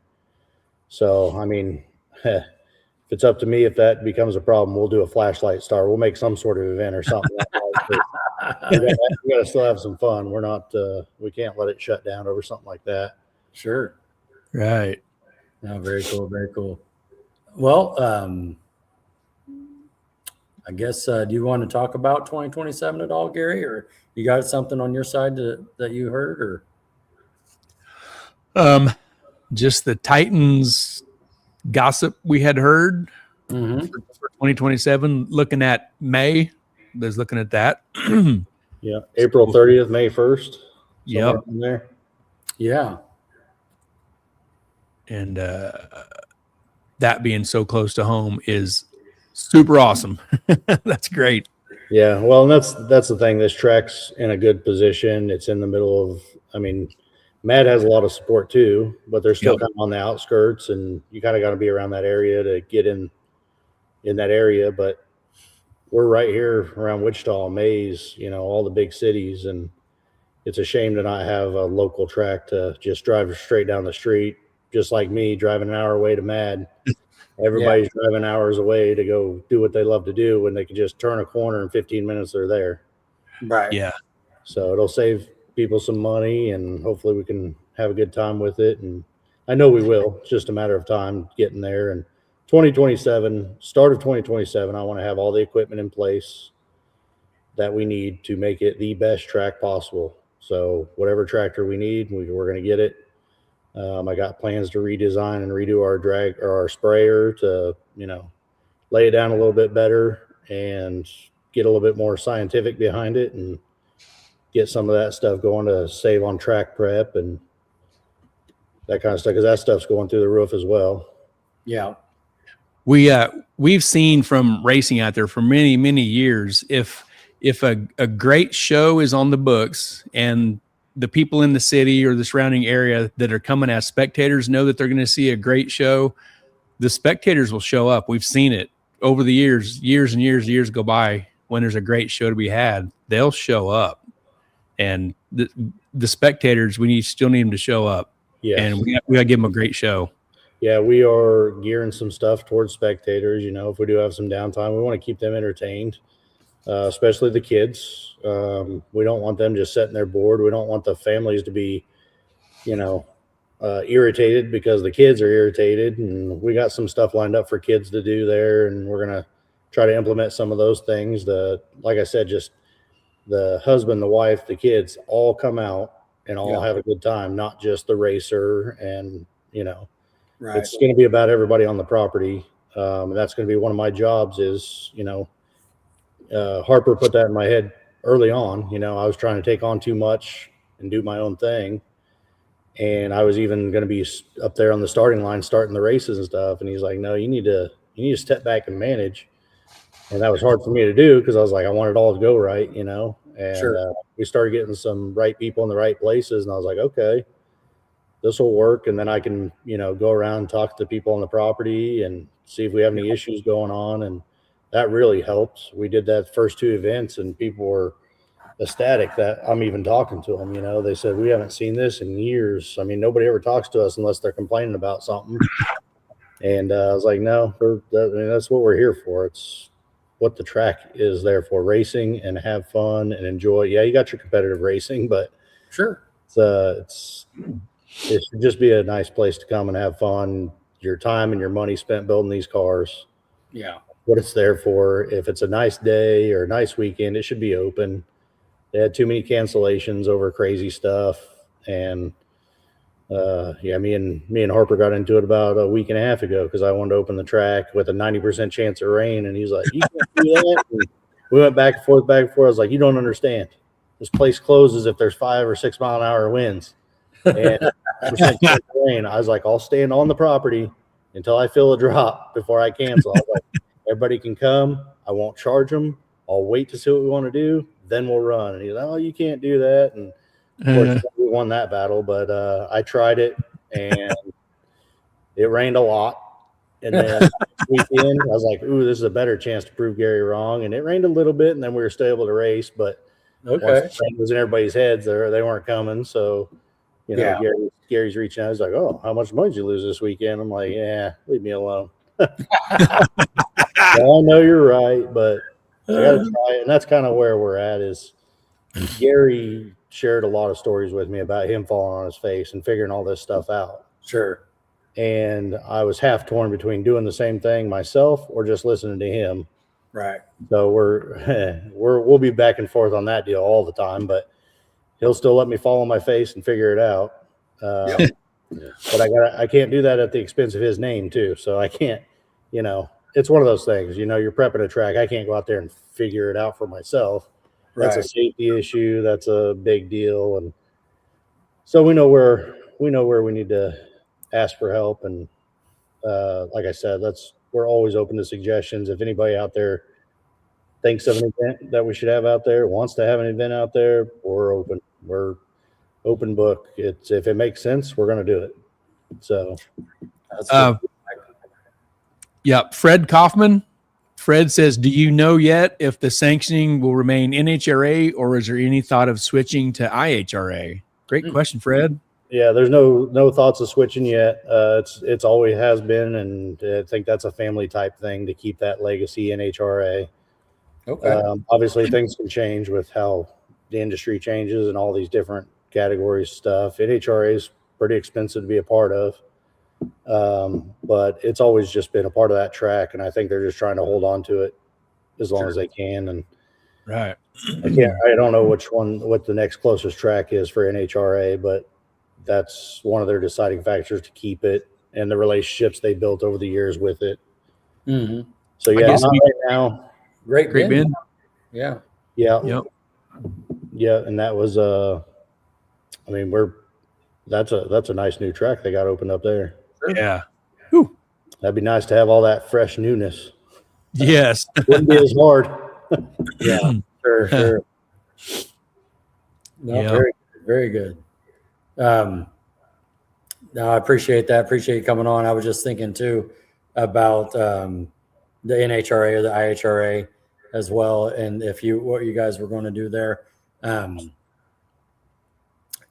Just thinking through like licensing and that sort of thing. I think you guys just had a license event. Was it about a month ago or so? Maybe 6 weeks ago? You talking about the chassis cert stuff or actual? Yes. Yeah, we had one on the property. Yeah.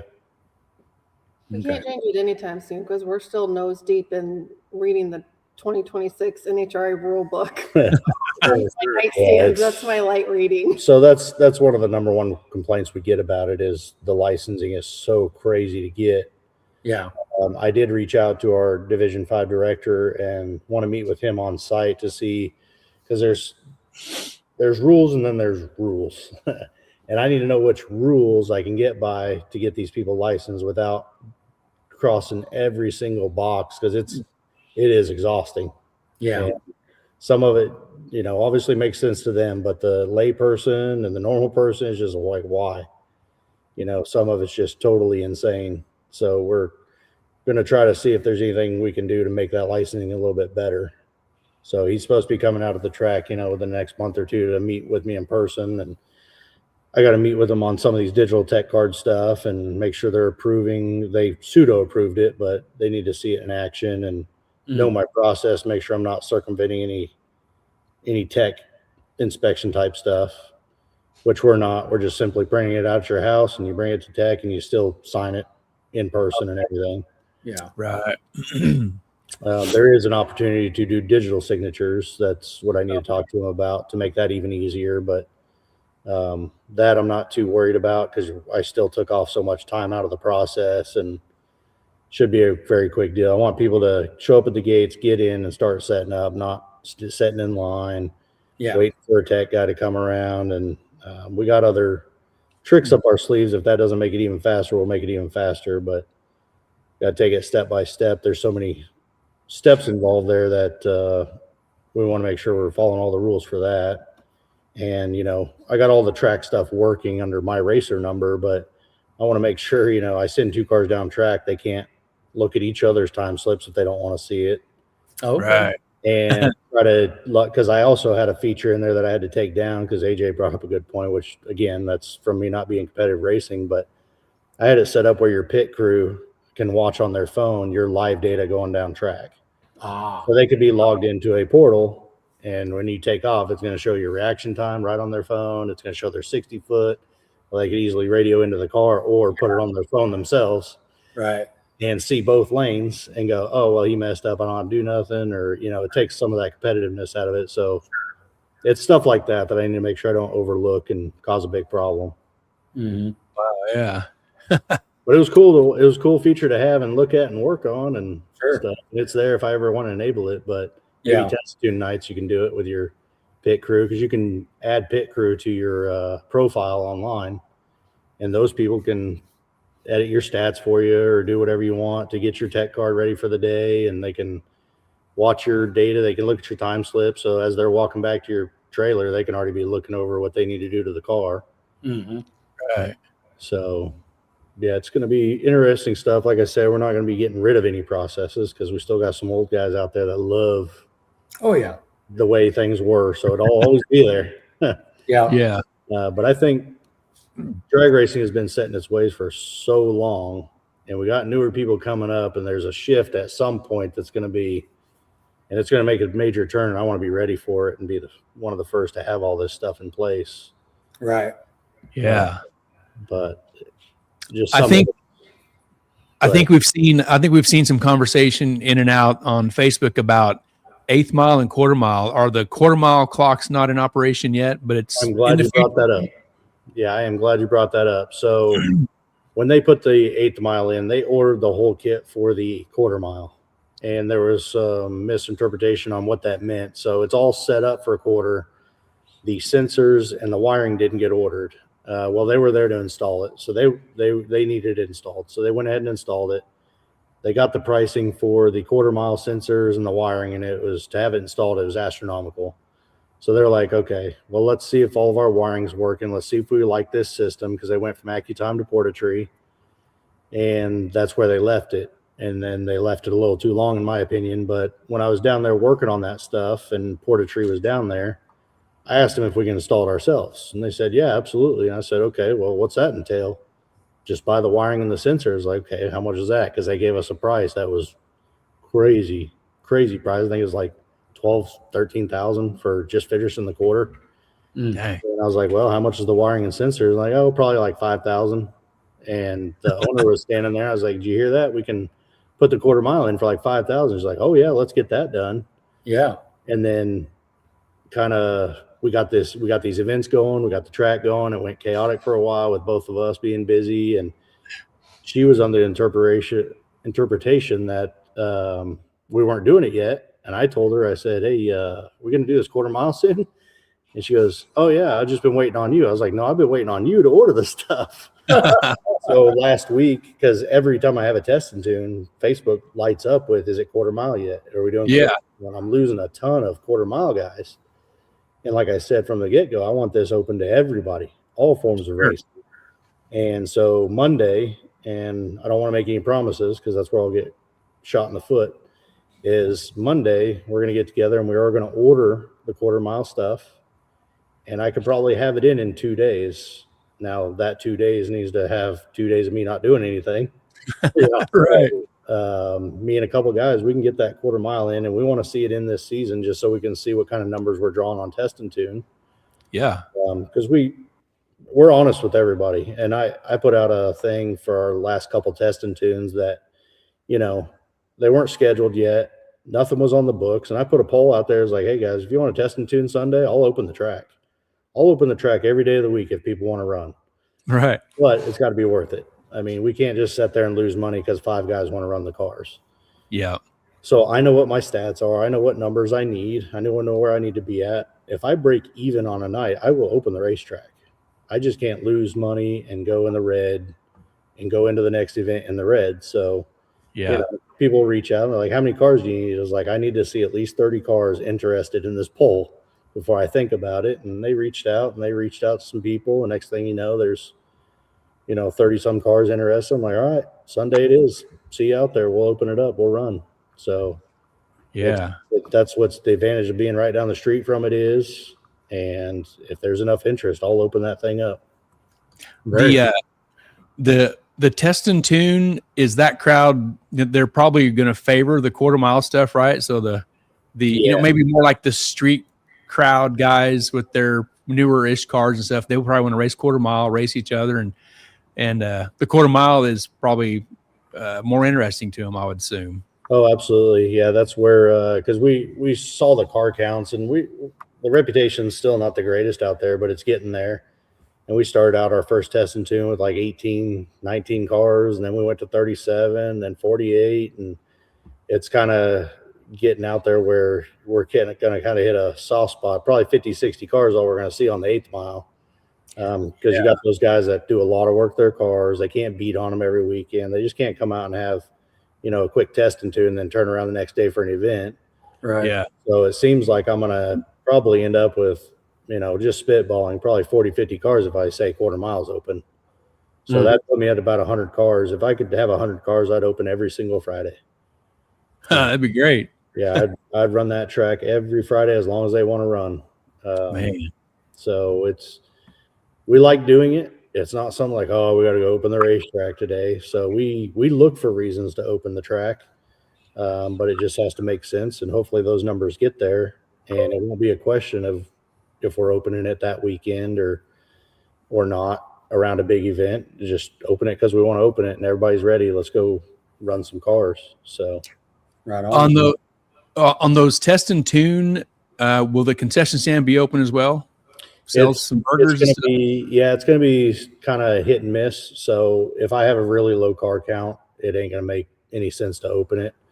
We kind of take that day by day, and kind of the feedback I see on Facebook, the algorithms have been pretty good to us on the business side, and it's got pretty close to just running some numbers and figuring out what we need. 99.99% of the time, it will be open with one person running it with a limited, So last weekend, we knew the car count wasn't going to be crazy good, and we just opened it and said limited menu. One person ran it, and we did the hot dogs, chips, and a drink, and it worked out great. So good. Almost every time it will be open for at least minimum of that. Good. Rodney, you're back. I've been here the whole time. Got a green screen. You're green. My camera's acting up. That's why it went like lock screen, and I've been sitting here waiting or just listening. Yeah. Okay. Yeah. Yeah, I'm glad you brought that up because we've been talking about that, and I think that was on one of my talking points. But I got a sheet like a mile long. I won't be able to figure out what's on there anymore. So, the concession stand wise, for a regular race, big race deal, have a full blown hamburgers, hot dogs, chips. Oh yeah, and we learned from the Harpers with some of that stuff because we love their food out there. So we added some of that stuff. We got the hot Cheeto burritos and walking tacos and hot Cheeto cheeseburgers. Yeah, ice cream. They got a really nice facility out there that unfortunately was taken advantage of over the years with the leases. And they spent a lot of money refurbishing that whole concession area. The bathrooms have showers in them. It's just a very clean, nice place with a lot of good equipment. I mean, it's got a 10 by 10 by 10 walk-in refrigerator out there so we can buy in bulk. It's got just overall good equipment inside there. So, yeah, we need that to be open. We're very competitively priced. We don't want people to break the bank, thinking they're going to the fair and buy a $10 hot dog. So, yeah, we want to price everything right to where you can get in and have some fun and everybody wins. We make a little money for running the track, and you don't coming to the racetrack, right? So, on the tech card stuff he's talking about, Shelly Riffle, she had some good feedback here. We set that all up at Tulsa with Midwest Drag Race Series on the digital timing and tech cards. Having our racers sign and crew online worked great. Teaching racers have been a challenge. I can see that. Yeah. Well, that's good news that somebody has that all implemented and working, because that's what we're after. And I haven't made it live for some of those reasons, because I can see that being a problem with the racers and trying to teach them. So we're trying to make the flow of the website to where it's kind of common sense, to where you can't click the wrong button. And if you just start from the beginning and buy your tech card, it takes you through the flow. Yeah. And it will say, after you buy your tech card, it'll pop up a box that says, do you want to enter tech? You click that button and it'll pop up the card with your data already entered into it and ready to go. And then it's going to say, okay, hit print. And then, hey, fold it in half now and bring it to the track. That's all. So we're not going to make that live until we get through some of those, and I'll have it tested, and I'll run some promos where, the first 100 people to reach out to me to test it will get some free stuff, and run it that way as well. Get some testing done before I just go full live. The website's full live right now, but I have a little disclaimer on the sign up page that says all your stuff could be deleted if I decide to turn that over to production and I forgot something. We might delete it all, but we've got, I don't advertise it, I don't talk about it, I don't say anything about it. We got like 56 signups. And I built a drag racing game on there. It's a tree game, and it's live, and you can compete against other people live. And the top 5 reaction times go into a drawing every week for a prize. And we're going to use that for some marketing. It's people are actually playing it quite a bit more than I thought, but it gets fun, gets out there, and then I'm going to sell the advertising space on it. And right now the tree just says KID, but if your sponsor wants to be on there, we can help them out, sponsor their stuff that way. And it's interesting. I'm going to expand on it. I'm actually going to make, an actual drag racing game in there, when it's raining or something, go on there and play, and we can all compete against different classes. And it's going to be a full on web browser based game that you don't have to download or nothing, and get us all involved. And I'm even toying with the idea of a live chat on there too, while we're in there playing around, and be a little fun little deal. But how is the lighting and sound system out there, the PA and stuff? We got the PA system all working correctly. They had all the good equipment there, just didn't have people that knew the settings and how to run it right. So we got all that figured out. The first event was horrible. We didn't know that it was that bad. The announcer was talking over loud music. So when the announcer starts talking, the music drops. Right. Wow.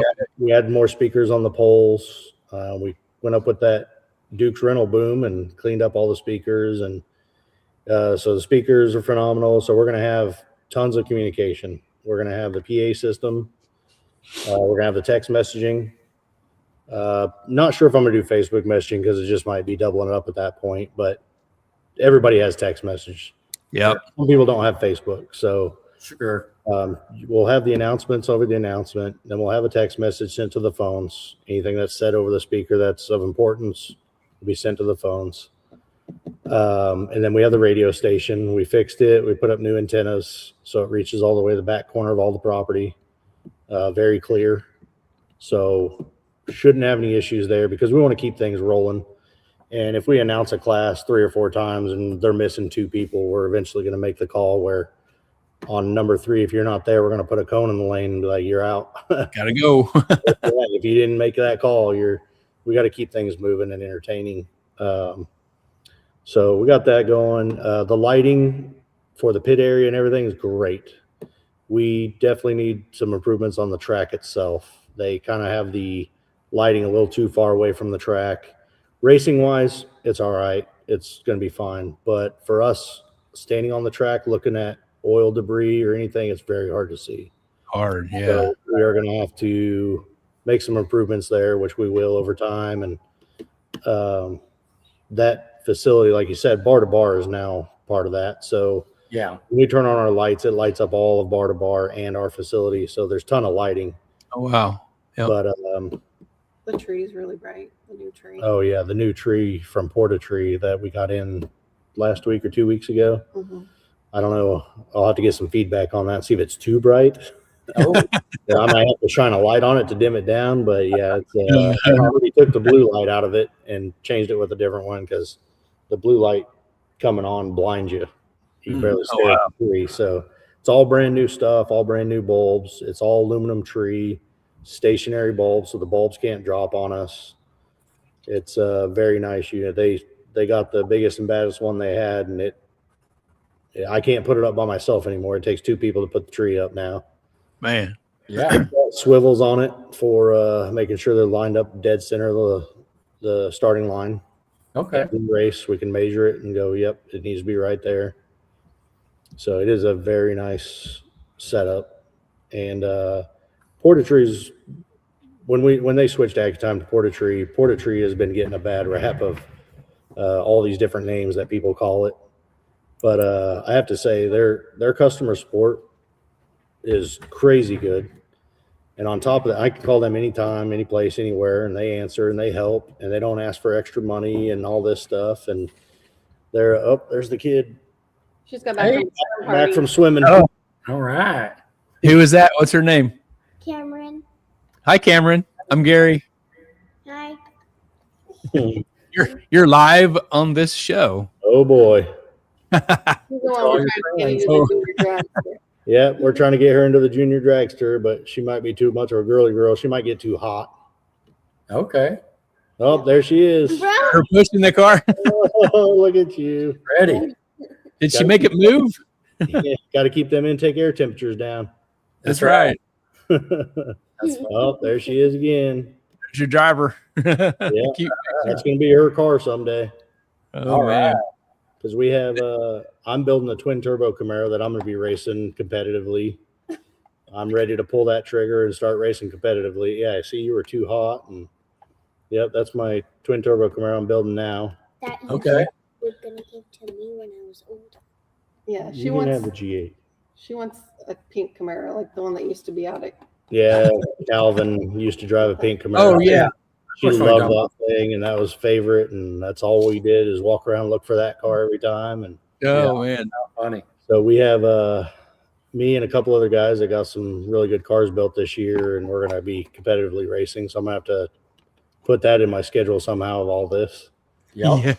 I'll just have everything get ready for me, and I'll be managing, and then they'll just tell me when to hop in the car and go. Get in and go. And then back to managing while they get the car ready again. So This what's the engine combo going to be in this? it's going to be a 366 twin turbo. Cool. So it's same combo that's in Jolene, the Maverick, the blue Maverick. Oh, sure. Right on. Yeah. So, Luke. Yep, Luke. Yep. So the same guy that built his motor built my motor. And the rest of the work's been done by us. We put the tubular front end on it and we tried our hands at the cage, and I sat in the car, and my helmet was halfway over the cage because it's a Camaro, so it sets low. Oh, So that was a bummer. Couldn't figure out any way to fix it, so I just sent it out and had it done. I was like, I don't know how you guys are going to get in here and weld this, because I put everything really, really tight to the T-tops, and I sat in there, and the crown of the helmet was over the bar. So, oh man. So it got sent out and done, and when I got it sent out to the twin turbo kit, the hot side and cold side welding, I got like 2 more pipes left, and I can start wiring it, but no room in the shop. I think I have 5 cars in here, so I don't have anywhere to put my car. So it sits out there in the car trailer, and then we have our G8. That was our fun drive around car, drive it anywhere, and then take it to the track. And very cool. We blew it up last year. Nitro solenoid kicked on during a burnout, and said bye-bye to that motor finally. It was a trooper. It had a lot of nitrous ran through it, and it held out pretty good until that. So Dallas, he's slow. Then we'll have an S10 to back up my Camaro. It's gonna be a twin turbo S10, and I'll have both of those running, so that way if one breaks, I can keep racing. But there you go. So yeah, we're you gonna radial race or no prep, or what's your plan on I'm probably gonna do the test and tunes, have some personal goals set on that combo, and then I'll probably run the 530 index a lot. There you go. You know the guy with the key to the gate, so that's what makes it a little bit better too. Yeah. That's kind of in my contract. I was like, I'll take less money, if you let me come test some of these cars down there, because my shop, it's on the outskirts of Mays, but I'm still in a neighborhood. And I just put together a twin turbo 6.4 Hemi Dakota on methanol, and firing that thing up in here and letting it idle and figure stuff out. And neighbors like, what in the world is going on over there? So now I could just be like, all right, I'll be back. I'm gonna take this down the street, and I'll just park it on the track and idle it and run it around there. And there you go. You don't have to abide by that noise ordinance anymore that they got passed. So we don't have to worry about that. And that's a big win. Yeah, that was a big deal, and it keeps us running. And I'd like to bring back midnight drags there. They used to have, I think you said Natty, and I think it was Ash. Yep, Steve Madison. I'd never witnessed it, but from all the people talking, that was a successful deal. From like 7 to midnight or 6 to midnight, and it brought quite a bit of people. And if people want to do it, we want to do it. So it'd be a fun little deal every Friday. So that'd be great. Yep. Yeah, we got. I mean, things are looking up. Things are going very fast, which I'm surprised. I thought I'd just be spending this whole year trying to go around and beg and plead people to come give us a shot. But you can tell over the years, people were just itching to find a reason to come back here and race. And it didn't take much. I was a hero after like 48 hours, just making a couple of small changes. And I was like, oh, that was easy. Right. It was easy. Then the hard work began, and sure, we're down to do it. I don't think I have anything on my notes that was super important to get out. So if someone wants to go to KID in the upcoming weeks, is there a website or a schedule or something they can go to? Yeah, you can go to our website, kidragway.com, and click on schedule, or it's going to be on the Facebook and the events tab. I think I got a little bit more cleanup to do on the Facebook, but I make sure with stuff coming up, I get them out of the way and fixed. We had a big disaster with our schedule at the very, very beginning with the prior management, where stuff was stepping over everything. I mean, it wouldn't have made any sense to run any of our races. So we had to, of course, got with the Harpers. They've done this a long time, and I leaned on them quite a bit to figure out a good schedule for me. And it's not as jam-packed as I want it to be, but it's a safe, good, fun schedule to where we're not going to get racers in a bind on their points and stuff and their cars, trying to get them through the season. So I think it's a good compromise schedule for this year, kind of playing a little bit safer, making sure we want to spend a lot more time working on the track, getting it to where it needs to be. Right. We could have jam-packed everything and had 2 or 3 events a week, but then we wouldn't have had time to do what we need to do to get the equipment ready. And that's not what we want to do. We want the track to show and prove what it can do, and it not be in question every time you come out. So yeah. Quality over quantity. Yeah, the quantity will come with the quality later. That's right. Absolutely. Yes. That's the way we're thinking about it. And it's very easy to just go down there and open the gate and send cars down track. But you get a bad rap over that, slip sliding down the track all day. Mm-hmm. Facebook's a very powerful tool. You start getting 50, 60 people talking about the same thing. It's a bad deal. Yep. You'll never be able to please everybody. So if you can keep those negatives down to 2 or 3 amongst themselves, then people will realize that it's not the track. It might be them or their setup, but you get 50 or 60 of them talking about it, then people are like, oh yeah, I believe that. Right.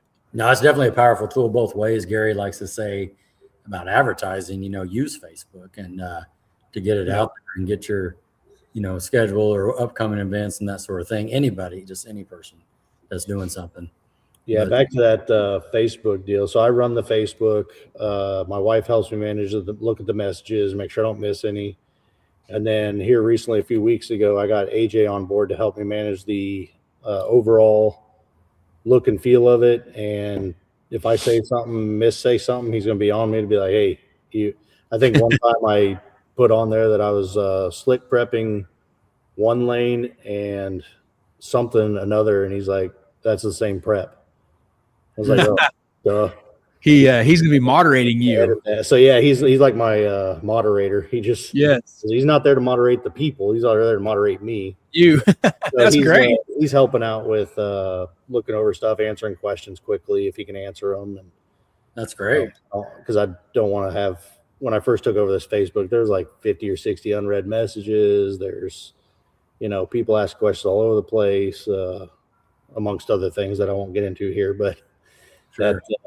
So we had to clean up a lot of that, and I don't want to be that person because it gets out of hand quick. You get 10, 15 people asking questions on there, plus the posts. You don't know what, when, where, and how it happened, and right. So I want to stay on top of that, make sure, because they're planning to come out. So if they have plans and they don't get their question answered, they may not come out. So yeah, they may have other plans now. Yep. And if they show interest of coming, we want them to come. So whatever we need to do, we're very accommodating for anything we can. If you need to show up a day early and the gates aren't open, call me, text me, Facebook me. I'll come down there and open the gate. We've had that happen several times, and it just works out for everybody right now. Sure. Here's a good question from Dallas. He says, doing no prep or backside racing? We are going to add that maybe once or twice a year to our schedule and make it a very special event. Obviously, there's another track that's going to be doing a lot of that. So we don't really want to compete per se. We don't really want to compete with any tracks. We want to stay in our lane, do our own thing. But we do know like I said, the track's going to be there for all forms of racers, and backside is one of those. Unfortunately, it just won't be all the time. We want it to be, when it happens, we want it to be a special occasion, kind of like a big event for the year. We want to be like, okay, here, our 2027 backside is going to be on this day and this day only. Make it count. And we want we wanted a big bash. Yeah. When it does happen. So we got a lot of issues with their insurance on that, of course, like everybody else does. It costs a lot more. There's a lot more issues that could happen, and we make it as safe as possible. But you just mentioned the word backside to an insurance company. It's a whole different ball game. Plus, our backside is a true backside. It's not a, Mid-America Dragway backside is like a front side. It's when you got people running 520s, 5 out the back on that place, it's no longer considered backside. But we got fields we're surrounded by, a sand pit we're surrounded by, and we can sweep it from morning to night, and it's still going to be a true backside. So, and there's a dike at the end. there's a dike at the end, and so we want to make it a good, safe event. Get all the lighting down there for one big deal per year. So yes, the answer to that question is yes, we will. Probably not this year. Obviously, we're getting some scheduling and stuff, and we got a bunch of cracks down there on the shutdown to fix. Which I didn't know how bad they were until a dragster reached out to me. He's like, hey, you plan on filling some of those cracks on the shutdown? Because I went for a crazy ride, and I went down there on my golf cart, and we got like 3 to 6 inch gaps in the concrete down there. Oh man. And that dragster hits it. It's I went over him on my golf cart and I was like, ooh. Yeah. Ooh, only imagine what he felt. But Sure. we get some of those filled in and get that cleaned up down there. And we've got quite a bit of shutdown area. So just filling those cracks will be good, and sweep it and have a backside. It'll be a true sweep. That's it. Just blow and sweep. And it'll be an interesting, fun slip and slide backside. So you better have your tuning game going. Go ahead, Rod. They had the fall or spring, summer, and fall nationals, traditionally. Yeah. Are you thinking about bringing that back as well? Or Yeah, we have summer nationals going on this year. Okay. And we're going to kind of get our feet wet on it and make sure the event goes off without a hitch. Make sure that is still in play to people and they're still interested in it, which I think they will, because it used to be a big deal out there. Yeah. And we're going to learn a lot of stuff this season to prepare for 2027. And if things go like I hope and know they should, then yes, we will have all the events, all the big ones back. And more. Yeah. Things have just gotten so out of control with, inflation and money, what you used to be able to get. Because if I do a summer nationals, I want it to be a big blowout. I want all entertainment out there. I want, the wheel standers. I want the jet car, maybe some motorcycles doing some stunts out there. But I called on that jet car, and it's like triple what it was like 3 years ago for 4 passes. So, oh geez. The support and the fans and the sponsors, if everybody shows up, I'll be able to do what I want to do, and we keep building this thing. It'll be very nice. Again, I could run summer nationals. If I break even, I'm still going to be happy, because nobody lost any money. Everybody had fun, and the track was open. Tim Alt has a great question, and we will ask this, and we'll say that the quarter mile clocks are going to be are on and working. He says, does any of your classes run quarter mile, or will they all be 1/8 mile? When we get the quarter mile, yes, there will be quarter mile classes. We're trying to figure out a balance between all that. So Test and Tune brings all your quarter mile guys. The competitive guys are all 1/8 mile. So we got to find a happy medium there I won't say 100% yes one way or another yet, just because I'm 30 days in and we're trying to figure some of those logistics out. Yeah. In my mind, I would like to see classes on both sides. Sure. It keeps them interested. It keeps them coming outside of Test and Tune, and keeps them Test and Tune for their events. So yes, in my mind, it should be. Yeah, I'll just leave it at that. I don't want to get too far. Yeah, like maybe like the sportsman stuff, like quarter mile, like pro and super pro or something, might want 1/8 mile stuff, and kind of make everybody happy. Yeah, I think it's going to be, and we'll get there. It'll all be accommodating one way or another. We will work it all out. It's going to take some brain power to make sure you ain't gonna make, like I said, you ain't gonna make everybody happy. Right. But I want to give everybody the opportunity to be happy, and if they're not, it's going to be on them most likely. Right. So just like our EV class, they banned EVs here, and on day one, I'm like, no, we're giving EVs back on here. Those guys, we have 2 that are heavily dedicated, show up at every event, everywhere. They buy 6 tech cars between the 2 of them. I'm like, why aren't you letting them? Oh, it's a safety hazard. I reached out to NHRA, and our insurance like, we don't care. I'm like, what? So it's like a personal vendetta type deal, and we got them back on track, but now they're wanting to race for points. And I'm like, well, we don't have enough cars here in Wichita to have their own class. So they're wanting to compete against everybody else. Well, NHRA has their own class at ET finals for the EVs. Right. If I thought them race against my gassers and whoop up on them, then I don't even have any gassers to send to ET finals. Right. Man. So like, well, you took out my gas guy, so you're just gonna be out there running ET finals and electric, and I ain't gonna have a gasser out there. So, so they're kind of, I gotta figure out a way to include them in that as well. But we just need more EVs out there. That's probably the only way we're gonna get around that. Yeah. Right. Very good. We're gonna run some programs too. We're gonna try to get people more involved. We had a impromptu customer or employee training day, because my staff when I first started was a little green, like very green.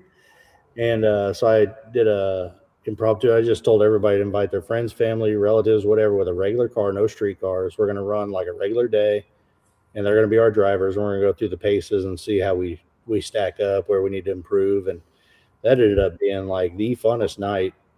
Like, between the people that's never been on a strip and never ran down the track, or one hasn't been in 10 years and ran down the track. And it was, we did a little fun little deal, because after about an hour of training, I was like, well, this staff is unrepairable at this point, so we're gonna have to move some stuff around and try some different things. So I just turned it into a fun night where these people were racing. Like I set the clock up for a 17-second 8th mile, and I don't think there was a property car on the property that was slower than that anyways. So it was real fun. I was like, we competed for gift cards and stuff and then made a night of it. But you had these cars out there launching and taking down. They had to slow down so much to get to the 17 seconds. They're counting their head. They're trying to use their phone. They're trying all this stuff.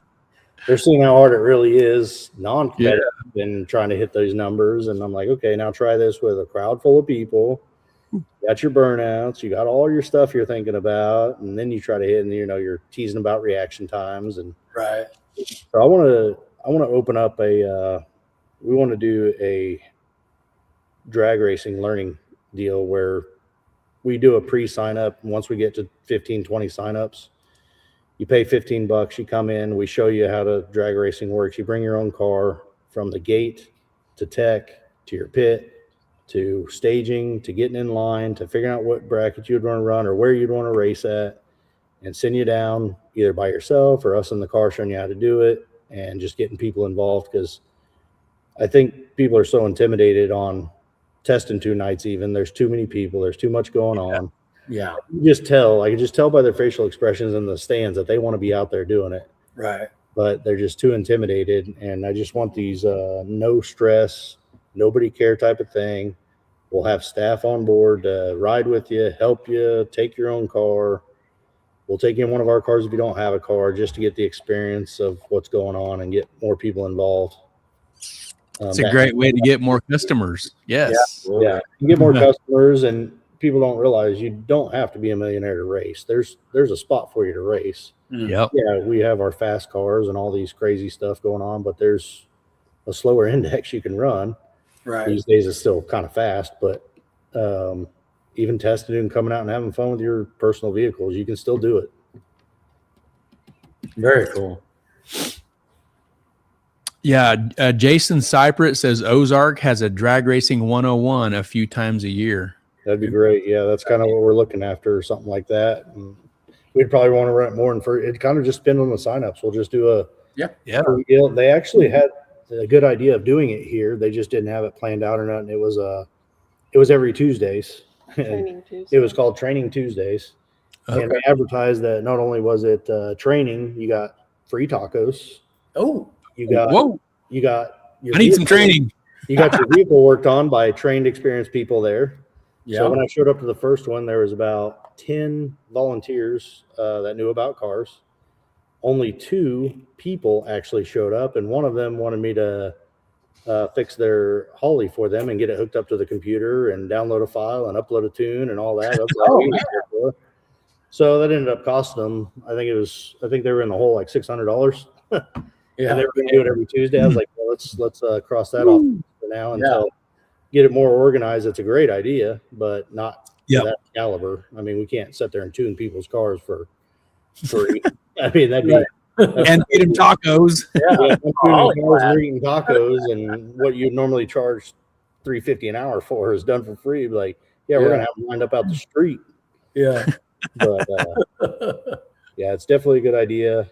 I like that track's doing that as well. It just, like I said, that employee training day just said everything I need to know about having that program. They had a blast. We had a blast. Everybody was having a blast. It was stress-free.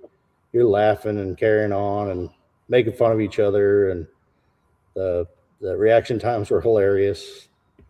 the times that they thought they were running were hilarious. They're like, I counted in my head. I'm like, well, you're 4 seconds off. So good stuff. Yeah. Yeah. Well, that's the way we want it to be. Very Cool. good. Very good. Gary, any more pictures? Ready to wrap it up, or? We're good. We're caught up on comments and pictures, and we're in good shape. Josh, what we'd like to do is kind of just give you the floor now. Any kind of shout outs, any kind of last thoughts and that sort of thing, you know, before you sign off. And just we appreciate you coming on, and, you know, and just kind of the floor is yours. Just kind of anybody you want to thank or that sort of thing.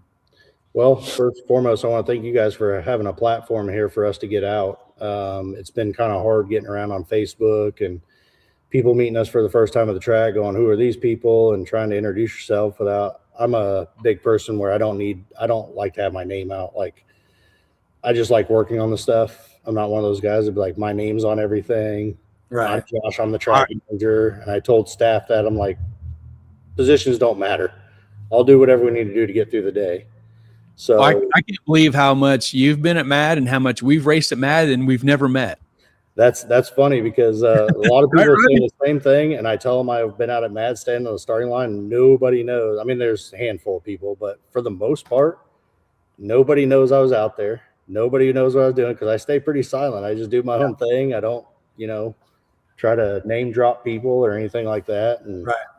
It's very interesting that happens that way. I watched Titans 10. I've watched all this personal best go down that track on private events. I'm just standing there having a good old time at the starting line, and people are like, yeah, I've never seen you out there. I was like, sweet. But yeah, that's so this platform really helps get that out. It looks like you had a lot of engagement and people asking questions, and they'll watch it some more afterwards, you know. Oh yeah. So you'll get a lot more. But yeah, thanks for doing that. Want to thank the Harpers for all their help for sure. I wouldn't be able to do this as easy. I'm sure I'd fumble my way through it and have probably 2 more seasons of figuring it out. Yeah. But they really helped, and they're in it for the right reasons. The money thing is very minute compared to what they could be getting paid for it. They are on board helping wherever they need. And yeah, they've just been a huge part of making this get kicked off as fast as it was. The connections, the contacts, the racing community has full support with them. So that helps me not have to try to rebuild this thing so quickly on my own. Too many sponsors to announce right now, but I've already said it. The Duke rental, huge deal for us. St. Leonard Metal coming back on board, that's a huge deal for us. And any other sponsors I forgot, I'll list them on Facebook when we get done. But just the ones that stick out that just helped us get this season started, that was for sure. They all helped in the long run because we got payouts we got to do and come up with some money for all that. And our payouts, we want to be pretty aggressive. That's one of those things where I am not going to guarantee or talk numbers, but we want to be in a position where we are so successful. We want to reward the racers for all the work they put in on their cars and get out to that event, because we know winning that stuff doesn't pay for your race car. Yep. It helps a little bit, and it'll help maybe with some travel time and all that and the breaks that you have, but none of that comes close to what you're going to have put in it through the whole season or lifetime. So unless you're the big boys running for hundreds of thousands of dollars at these things, you just can't afford to keep racing. So to give them an opportunity to win money that makes a difference, that's where we want to be eventually in all classes. So we're going to be reaching out to sponsors and dedicate certain sponsor money directly to those classes. And then we'll use some other sponsor money to work on equipment and get equipment. We are going to change our sponsorship program a little bit up, where we want these sponsors to know what their money is paying for. Okay. So we will, as we use it, as we spend it, they will get a report on what it was spent on, so they know we're not just, paying salaries or paying staff members and stuff like that. Does help towards that, but there's a lot of track equipment that goes into this, and glue and methanol and all that stuff. So each time we use it out of that pot, they will be announced on what they paid for, and That's get great. a lot on our track, on our PA system and text messages. Today's glue provided by so and so. Great. It's expensive opening those gates. Yes. And you're in the hole as soon as you unlock the door. You're like, well, all right, here we go. So thank you to you guys. Thank you to those sponsors. Thanks to the Simon family for letting us run this track and kind of just not having that, umbrella over your head of making the right and wrong moves. They want the track to succeed. It's a family legacy. They want to see the people out there racing. They love the crowds. They love the people. And they're kind of, stepping back a little bit and just watching it happen. And they're excited. They've been stressed out the past 5-6 years over this place, just handing their keys over all the time to these people, and, had some good ones and had some really bad ones. And it's just unfortunate. I can't really think of anybody else. Thanks for the, it's almost the whole racing community, really. Right. Yeah. AJ Taylor, I got Kunkel giving me advice on some stuff, and when he sees something, and I'm open to all that. And everybody thinks that they're stepping on my toes, and they're not. I mean, AJ repeatedly asked me, I hope I'm not stepping on your toes. I'm like, no. One of those guys that I'll tell you if you've crossed the line, but right. I still won't be mad about it. I'm like, hey, that's something I just need to deal with or something. But these guys are giving me all the support, show me what I need to do. If I miss something, they're the first ones to call me out on it. And that's what I want. Can't learn if you don't know. Right. So just all these racers that have come up and gave their input, and a lot of it's positive. Mm-hmm. All of it's, I can't think of a negative really right now, other than the bumps on the back end on the dragster, but he wasn't even mad about it. He's like, hey, can we at least maybe do something about that? The very next day I went and checked. I was like, yeah, we need to do something about that. If I was him, I'd be like, you got to do something about that. Right. It was very nicely put. It's just a very humbling experience right now with everybody just coming together, supporting who's running it.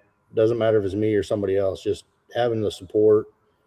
And I think my work ethic just spoke for itself on most of that stuff, because all my close friends knew me, and then they knew racers, because my name is nothing in the racing community. I don't have anything to brag about car wise. I don't have anything to talk about car wise other than trying to make my own little cars faster. Hopefully that changes in the next few years with my Camaro, and we can hurt some feelings, and that name will start being brought up. But as of right now, it's not. And I think that kind of gives me a little edge. I don't have to tailor towards one side or the other. I'm pretty neutral. It's pretty open common sense to me. I'm going to run it as common sense and see where it leads me. And I think we'll be good. Again, appreciate your guys' support on this deal, and need to talk to you afterwards, see how much you guys charge for these sponsors up here on your little deal. There you go. Right. No, we appreciate it. Well done. Well done. Nice meeting you. Learned a lot about you and the family and your background. Very humble to be, to reach out to the Harpers, got a question, take input. Mhm. And, great things. I'm impressed. This is good stuff. Yeah, can't wait to get the track good enough for you to come out and run your hot rods out there, because Right. Yeah. No, it sounds We missed racing out there too.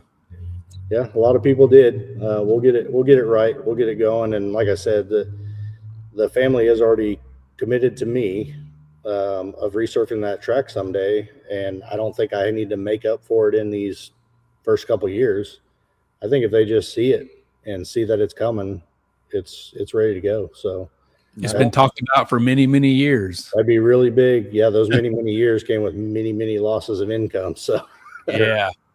but we're going to try to change that. And when they see that, I think it's going to be a pretty quick decision to invest in their property, because at the end of the day, it still is an investment. Yep. Whether they want to keep it running, whatever, it's still in their best interest to keep it. I can only run a racetrack so long without it just completely destroying itself.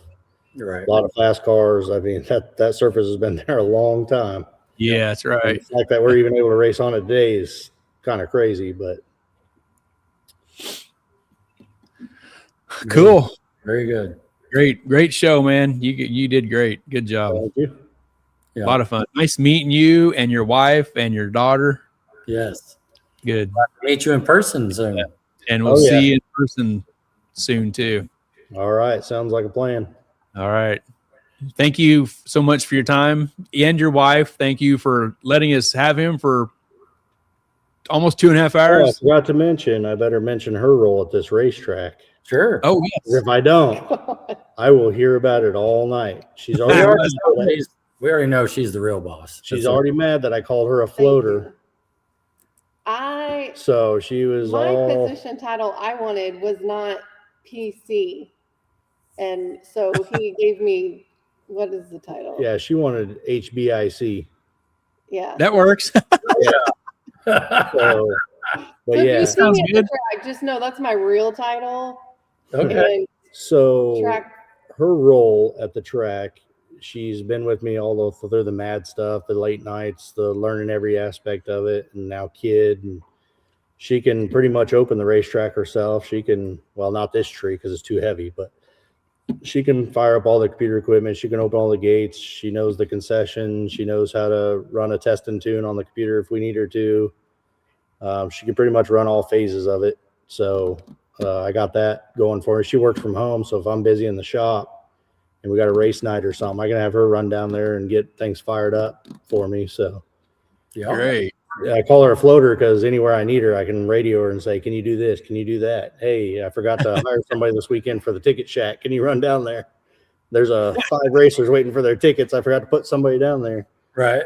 But That's a pretty important piece of the puzzle. Oh yeah. yeah, you don't realize it until they don't get their time slips, and then it becomes a big issue. Right. I'm like, hold on, here I put $2,000 worth of glue down. I drug for 5 hours, and you're worried about a piece of paper. At All the right, end. well, I guess it makes sense. So Stupid racers. yeah. It's crazy. No, but What am I telling about you? Oh, Cameron wants me to tell about her. See, this is what I live with. Oh, she knows how to run concession stands too. Okay. all right. And the ticket shack, and she loves to dance. Ooh. She's in If dance we- competitions, and If we get over there sometime, will she go back there and cook us a burger? you're getting maybe. shy now. They're asking to talk to you. Or a hot dog? Yeah, you can cook a hot dog. Oh yeah. Heck And yeah. chips and a drink. Yep. That's right. Good. The concessions. Oh, good thing I got that out of the way. I would have never heard the end of this. I've been like, can we have a version 2 tomorrow? That's great. Good stuff. So come say hi in the concessions. We Right will. on. Yeah, come. Be at the gate or concessions. Yeah, come probably. visit us. Like I said, we have a private test for a company here in town tomorrow night, and he should be giving us Friday the night. thumbs up or Friday night. Yeah, thumbs up, thumbs down on how this radial prep is for the first time. Most time Gary's not on site. It's a question-based type deal, and if I have issues, he'll come through the week, and I'll say, "Hey, come take a look at this. I don't think it's right," or "Do you tell me if it's right?" and stuff. So this will be the first hands-on radio prep that I'll have to see if I remember enough notes from him to make this customer happy. And if we do, you'll probably hear from him. So Very Good. cool. Good deal. All right. We're going to finish this up. And once again, thanks again for your guys' time. A lot of good information. Great stuff. thanks a lot. Thanks, guys. Okay. See you guys. Good night. Very That's good stuff, Rod. That was Did very you see good. this right here from the Goose? I did. I'll have to put in a 3-day waiver to be able to go to Wichita. Because right now he's got a restraining order, if I remember Man. right. And so he wouldn't just be able to come over. You have to get a sign up from the warden, to make his way over here. And He may have to get a disguise. That's it. That's it. Yes. If I have to hang out in somebody else's trailer, you know what I mean? Oh. Besides his own, then he would, maybe they wouldn't be on to him. It's hard to say. Right. Yeah. He would definitely have to, Goose would definitely have to show ID if he's going to ride that little gator around, prove he's over 16. Prove that he's 16. Yeah. But That's right. very cool. Great show. Yep. Glad we brought him Good. on. Got to learn a lot about. Excited to see what's going to happen. We got some skin in the game there as well, just being local and Want it to be successful. So, it's like 7 miles from my house. There you go. 7, 8, something like that. There you go. Yep. So if you missed it or forgot, we're back on Sundays.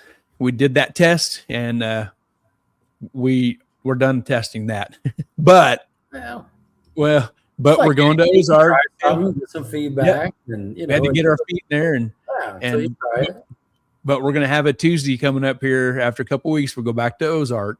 Sure. Because Sunday's Father's Day when we get back to it. Something to think about. That too. Father's Day. And so it'll be a Sunday one, but we'll get something put together for next Sunday. That'll be the weekend leading up to us going back to Ozark to go do some more winning. Yeah, that'd be cool.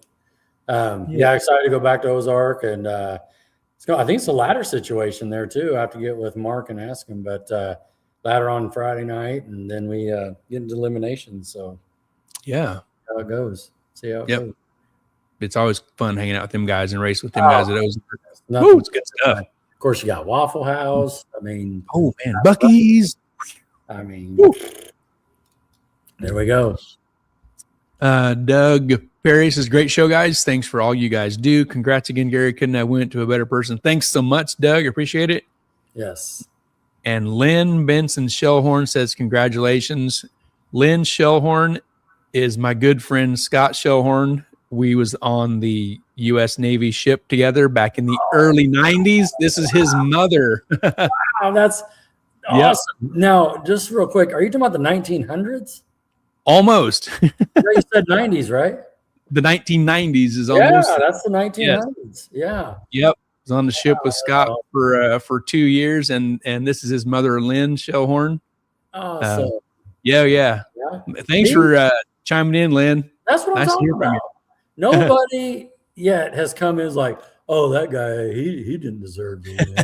That sucks. Yeah, why they give it to him for? Nobody. That's what I'm talking about, Gary. That's what I'm talking about. That was right. Awesome.